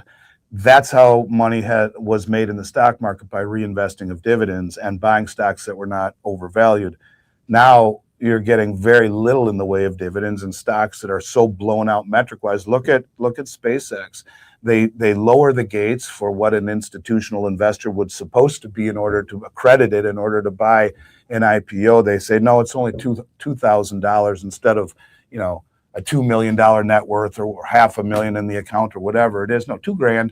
And then it loses $1 trillion in market cap like that. And it's still probably overvalued certainly based on earnings it is. And these are crazy times, man. No question about it. People should have already been losing their minds. The number one way that companies are paying dividends right now is by stock sales. And so how the heck is the price or the value of your stock going up if you're inflating the amount of pieces of paper circulating in order to pay the dividends that were supposed to be the general growth of the company? And yet people are still participating. You know what that sounds like, Zester? Imagine owning shares in a company, and then that company saying, I'm going to sell more shares so that I can pay you the money I owe you, Zester. What does that sound like? What the how? Why would I keep that stock? But what does that sound like exactly? Sounds like Bernie Madoff. It sounds like the U.S. dollar. The U.S. dollar. We need to borrow money. Yeah, we need to borrow money to pay interest on the debt. That's the United States of America, the world reserve currency, the home of the free and the brave, needs to borrow money to pay interest on the debt. And there's something called the Ferguson line, which we have crossed. The Ferguson line says if you are a world superpower and you pay more on interest than you do on defense, you will cease to be a superpower. We're there. We're there. And then last thing I'm going to say before I run, I don't know if you guys noticed this, but I wanted to puke. I wanted to throw up. I wanted to actually throw a baseball as hard as I could at my TV screen when I saw this woman on Fox News being interviewed as one of 30 or 35 people running for Congress that are running on a socialist agenda to eliminate Congress, to eliminate the prison system, to allow everyone in this country that is here illegally citizenship, to give corporate ownership or a government ownership of corporations, to turn us into a socialist dash fascist slash, borderline communist country. And it just shocks me that we've gone this far away. This country, this is the last thing I'm going to say. And I want people just to open their eyes a little bit. I love World War II stuff. I watched The Band of Brothers that Hanks did, and it's phenomenal. I suggest anyone watch it. But Tom Hanks is doing this new thing on the History Channel, and it's like 20 plus episodes of World War II, storming the beach all the way to the end, and real live footage. It is not for the faint of heart. It's really good. And there are a few episodes where you'll start crying, and you look what we did for these kids, these 18-year-old kids, our grandparents and stuff that liberated Europe with pureness in their heart. There was a poll that just came out that Reuters did. Only 11% of Europeans consider the United States allies. It just breaks my heart how far we have diverged from everything we stood for, and that's why I'm so passionate about what we're doing, because we're going to get to a point where if you're not prepared, you're going to be screwed.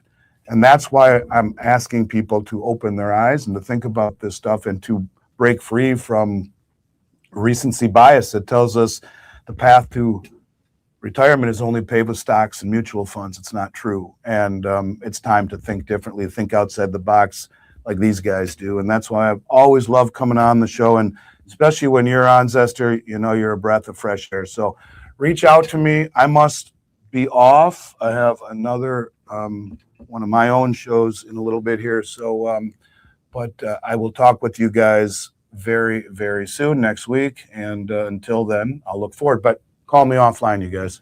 We'll do. Sounds good. Thank you. God bless everybody. See you, Andy.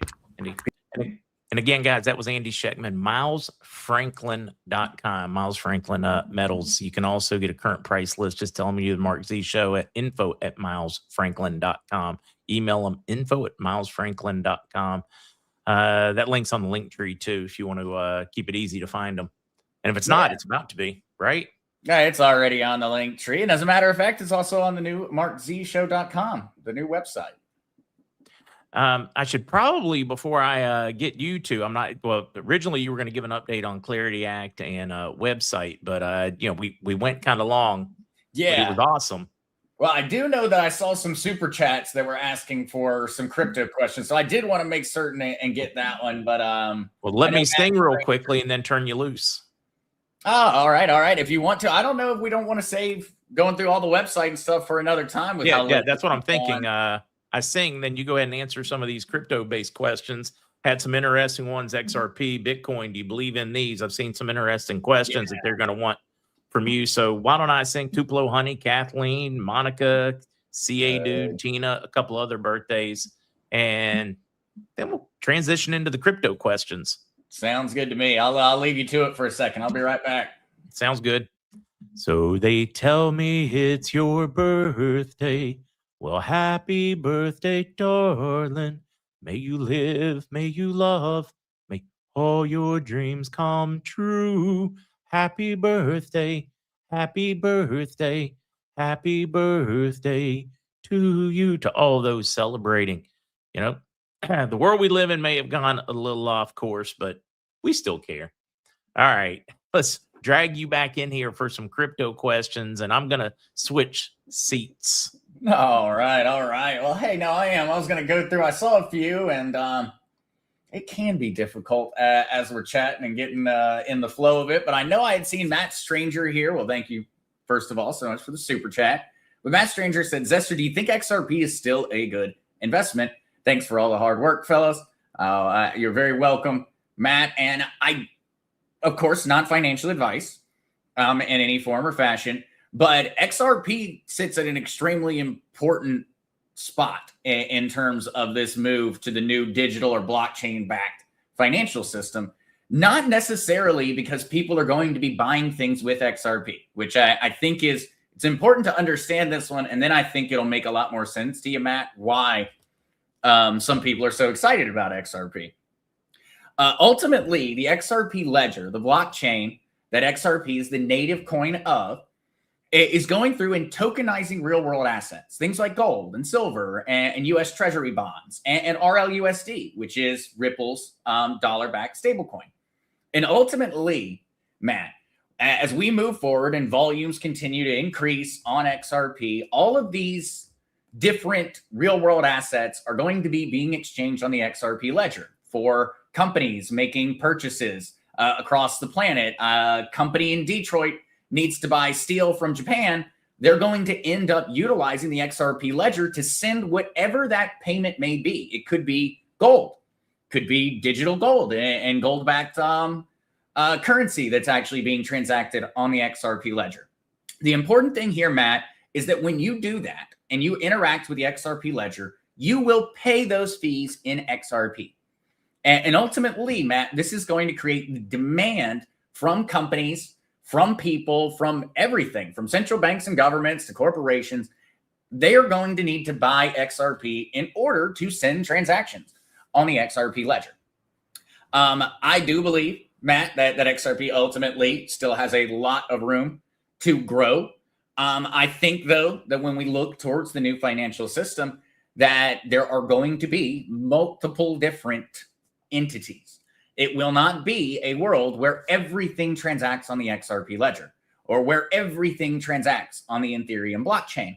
There's going to be a multitude of them. I believe that XRP is going to have a very important role moving into this new tokenized real world asset market.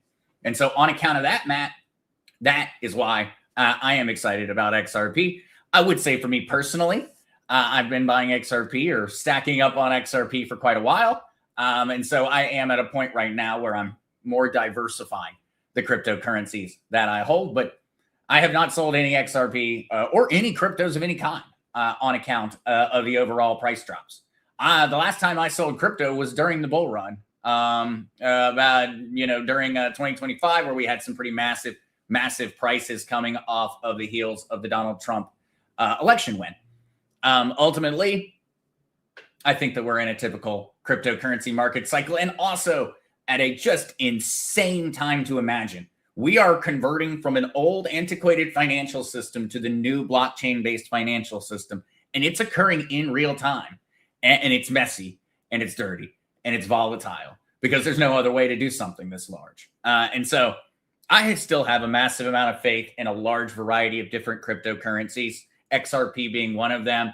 What I think is really the important thing now is that cryptocurrencies are now going to be judged like companies. You need to look at whether they're profitable. How much revenue do they bring in? How many users do they have? The same way that you wouldn't buy stock in a company that doesn't make anything and is never going to make money, you're not going to invest in that.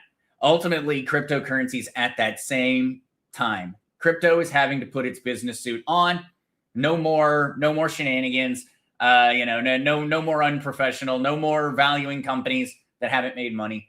It's business suit time for crypto. And so, yes, for me, Matt, XRP has a role moving into the new system. I think it has a lot of room to grow. I don't know you. I have seen some comments out there about insane valuations on XRP. I would say, Matt, I do not necessarily agree with most of those insane valuations. Ultimately, things would have to change about the math. King Salmon. We have metals and currencies. Is crypto worth moving into? Well, King Salmon, I think this one was probably directed at Andy, or wait until the markets shape where we all go. But something that I always like to say when it comes down to it, when people start talking about cryptocurrencies, do I think it's a good idea to participate now? Yes. Do I think that it's necessary? No, I don't think that it's necessary. I think the most important part about this time period right now for everyone is that they need to be learning and understanding the new financial system. Because ultimately that's going to be the number one most valuable thing moving forward in the average everyday person's life, is going to be understanding it. Because right now we live in a system that no one understands. Ultimately, the reason that things have gotten to the point that they're at is because people don't understand quantitative easing. People don't understand what a free-floating fiat currency without a peg means. They don't understand it. And people don't understand how any of the economy genuinely works. I think that there's something very important right there. In this move to the new financial system, we have a chance to reset that. And so King Salmon, in my opinion, I don't think people should be running out there throwing money into cryptocurrencies because they've got to do it now, or fear of missing out is going to result in something horrible happening. I don't think that's necessarily what is needed, but I do think that people need to get that basic understanding, because ultimately things aren't going to change in the way you view your money or the way you view the world. You're going to go to the ATM and you're going to swipe your card and you're going to get cash. You're going to get your paycheck from your boss on Friday and you're going to put it into your bank account and you're going to have money in your bank account. It's going to be denominated in US dollars. That's all going to look the same. What has changed is how it's all happening. How did it get there? When you cash that check from work, your boss banks at Bank of America and you bank at Wells Fargo. How did that money get from Bank of America to your Wells Fargo account? That is what is changing. And with that change is a fundamental change to how this entire monetary financial system and ownership works. And so for me, King Salmon, I know that's a question for for Andy Schectman. But I would say, coming from the crypto side, I think it often surprises people. I do not necessarily go out, and that's not my goal when I come on and I talk about cryptocurrency. The goal is not that people are going to go out and buy crypto. I don't care. It's not mine. I'm not gaining nothing from that. What is important to me, and what I do think we all gain value from, is from people being more knowledgeable about how this new financial system works.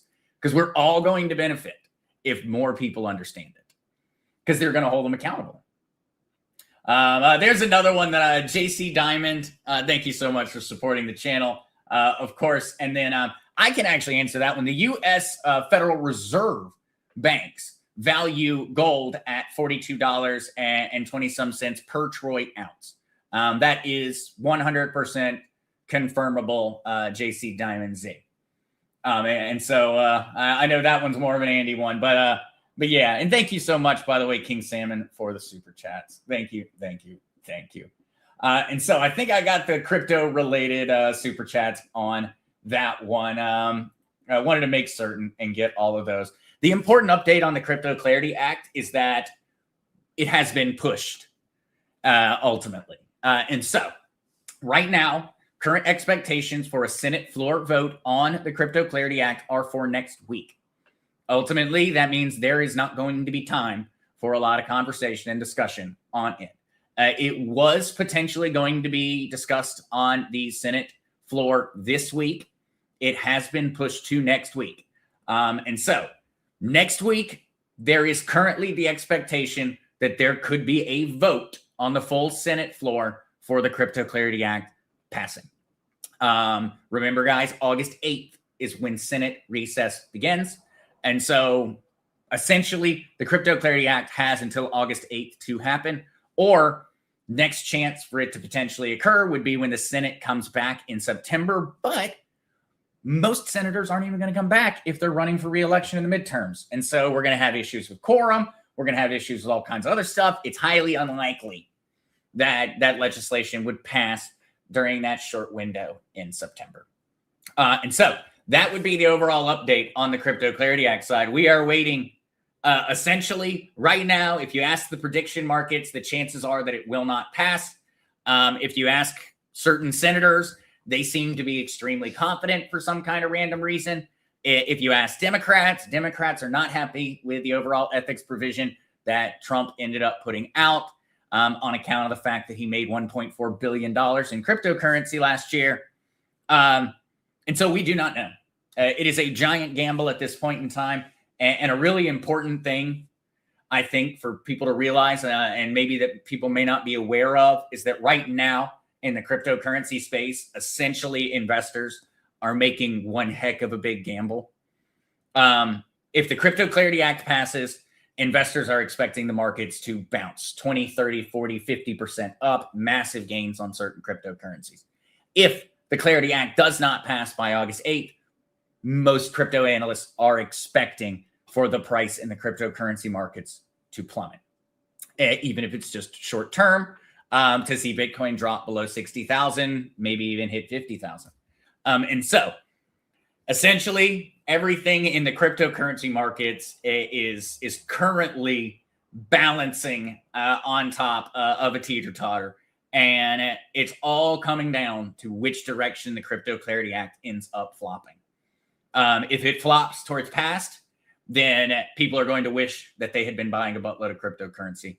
If it flops towards not passing by the August 8th date, then I have a feeling that we're going to see a fairly substantial drop in the market. I do believe that all these things are temporary. Ultimately, the Crypto Clarity Act just accelerates cryptocurrency's growth. I don't think its failure to pass in any way stops it, but it does slow it down.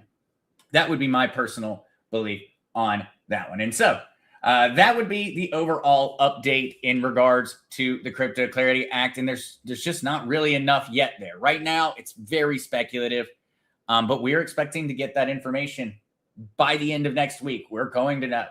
And unfortunately, for all of us sitting there holding cryptocurrencies, it's a little bit of a tense week or so, because right now there are really two different good choices, or three. One is you believe it's going to pass. You should probably be out there trying to pawn a kidney because, you're expecting 20, 30, 40% gains. Okay. Second option, it's not going to pass, in which case, start collecting cash for the future because you're about to see some lower prices on certain cryptocurrencies. And then, of course, third option, I'm just going to ignore it no matter what, and I'm just going to hold my crypto right where it's at. I have personally just been holding. I do not sell during crypto markets like this. It's never worked out well. And so on that one, let me see if I've got any other quick questions that I might be able to answer over there. I do really want to do a full breakdown of the new MarkZ show website. I'm very, very, very happy with everything that I managed to get put together over there. And I think people are going to be amazed by all the cool little tools. JC Diamond Z. Well, thank you so much for the super chat, JC. How much is crypto worth when the power grid goes down? Hey, that's a great question, JC Diamond. Ultimately, if we did have something like a massive solar flare, or we had the entire global power grid get hacked, that would bring down the ability to interact with cryptocurrencies and exchange. But it would in no form or fashion delete or remove the blockchain. The blockchains are fine. And so as soon as power was back up and running, cryptocurrency would be right back up and running. And I think we also have to be realistic. If the entire global power grid goes down and stays down, hey, you're not worried about money anymore, buddy. None of us are going to be worried about money. We're going to be far more worried about surviving something that will look like The Walking Dead, essentially. And so in that regard, JC Diamond, you're entirely correct. If there is no power, you're not going to be able to exchange your cryptocurrencies. You're not going to be able to make transactions. You're also not going to be able to access any traditional fiat markets either. In a world like that, cash is going to be king, assuming that the power grid comes back up. And if not, then I would recommend investing in lead. But I agree with it. And I think it's an important point for people to always be aware of, JC Diamond. As we move to this digital world, we are tying more and more and more of our daily lives to electricity, to the internet. All right. Ursula Wing questions, Zester, did the government implement a huge fee in order? I don't know. I don't understand the question. I'm not certain on that question there, Ursula. But what's up, Pops? You jumped in there for a second. Yeah, I put the question up, but I couldn't make sense of it. For distribution of what? Yeah. I'm hoping she will clean that one up and ask it in a different way so that we can understand it, or you can. Yeah. But no, I think I think you might have just said it better than I did. Plus, crypto would still be in your wallet. Exactly. If everything goes down, absolutely everything, the blockchains themselves, where actually all the data is being stored, those are still going to be okay. They just will boot right back up and start running again right where they let off. They have fail safes in that regard, because we have seen times actually where Bitcoin had a pretty famous one many, many years ago where the vast majority of the major mining operations had a massive power outage. The Bitcoin blockchain continued with absolutely no problems whatsoever. The only thing that changed was the blockchain itself adapted to the new constraints, essentially, which is actually a very interesting one that I don't think people know, that essentially the Bitcoin blockchain, it reacts to the amount of users it has. And so the more miners there are, the more difficult mining the Bitcoin blockchain becomes. Essentially as a matter of increased competition. That one gets into a lot of very, very technical jargon, but I'm not worried about it in that sense. That one's not one that I'm too worried about. Dinar dude, when did SWI become stakeable? Just noticed that today. Hey, I am not certain. I'll have to jump on that one. I would say, guys, most cryptocurrencies are becoming stakeable for us in the United States. And so the ones that have not yet are mainly waiting for the Crypto Clarity Act. Once the Crypto Clarity Act is passed, or some form of legislation that clarifies on this, I am expecting for us Americans to be able to start staking our XRP very easily, to be able to start staking essentially all of our cryptocurrencies. Because over in Europe, they've been staking their cryptocurrencies the entire time. And that one always was irritating. Like when I would chat with Paul Brooker over there, because he's in England over on the Charlie Ward Show, he's been staking his XRP for the past 5 or 6 years. He earns like 10 or 11% yearly paid in XRP. Why do I not have that? Because, well, unfortunately, our side of the pond hasn't decided to get their crap together in regards to getting some rules established. And so I would expect to start seeing options to stake everything. The Crypto Clarity Act is supposed to be the big one. The Genius Act passing is the one that clarified staking stablecoins. And so that's why you guys might have noticed out there that there's all these different staking options for us Americans now in regards to US dollar-backed stablecoins. Yeah, Mika Elohim moved to Europe. Now I'm good just not staking my my XRP. I had that one. Paul and I had that joke a few times. I was like, nah. He's like, I to my wish you were social over media. here. And I'm like, I've watched what's No. going on over there. I think I'll just No. keep my XRP minus the interest, and I'll be all right. Yeah. Heck no. But Anything yeah. else you want to talk? Oh, yeah, this would be a great one. Staking options would be a great one to do. One of your I have done podcasts some on. older ones over on the Crazy Kryptonite, but I do need to do an updated one on staking, because staking is a whole realm that is changing so rapidly, and it is a term that is being so loosely utilized that staking now has turned into 100 different things. And it's gotten very confusing on account of that, because people just say, oh, well, I'm staking my crypto. What are you doing with your crypto? Are you staking it to provide liquidity?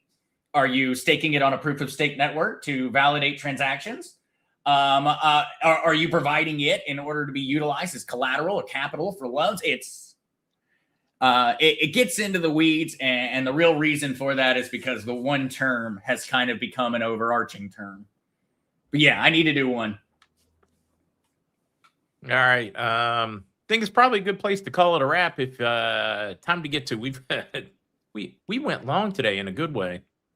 Yeah. No, and we will. We'll maybe tomorrow, if you have time on the show, I'll jump in and do the website, because I really want people to see. Pretty much it has turned into the RV economics currency headquarters. I just went in this morning and finalized. We've got flight trackers now tracking Reno airports. I have got background ties actually in on all of these different numbers. So like all of these are coming. These are all live feeding data points coming in from different financial institutions around the world that are actually popping up on here. We have got over on economic calendars talking about when we're going to see announcements, precious metals live, go through, see what the current prices are across all of them. Same thing with oil and energy. Same thing with crypto. Same thing with all of our global currencies. U.S. national debt's in there. You can even come in here and mess around with, hypothetical rates for different ones of the currencies. I've got Vietnamese dong and Iraqi dinar in here right now. If dinar goes to $3, what is the $763 today? 3 million. Of course, those are all just for playing around with. Over on FX, I've got the dollar desk, which is tracking dollar strength, 12-year, 10-year treasuries, 2-year treasuries. These all are pulling directly from government websites and official economics. So all these numbers are accurate. Down here, the Currency Watch. A lot of people were saying that, they're having a hard time finding all of these things. I tied into the back end of the Central Bank of Iraq. And so this number that is coming out right here is actually pulling before it would even go live.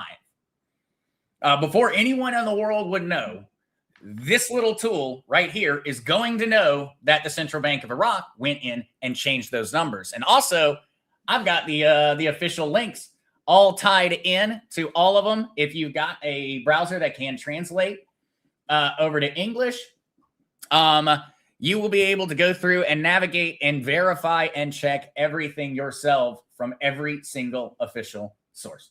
And this works for all of them. This works for the Vietnamese dong.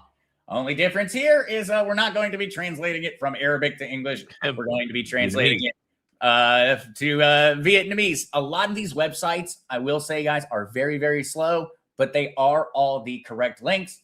Some of these governments just are obviously not putting a ton of money into their servers on this. They all are the correct ones. Every single one has been double and triple checked. And so you can get in here and see the official exchange rate for Vietnamese dong coming out of the Vietnamese central bank. This goes on and on and on, even going over to FlightWatch, where I have got it set up with all the major financial hubs around the world, including Reno. You click the button and bam, you have got the up-to-date arrivals, departures, overall flights coming in and out of the Reno airport. It goes even further, where you've got the breakdowns here to get to the different parts. You've also got Iraq Watch. And so here are the official links to every different one of the major announcement platforms for anything of that nature. From Al-Waqai, the official gazette on the legal side, Central Bank of Iraq, getting you directly to the links. Everything's here.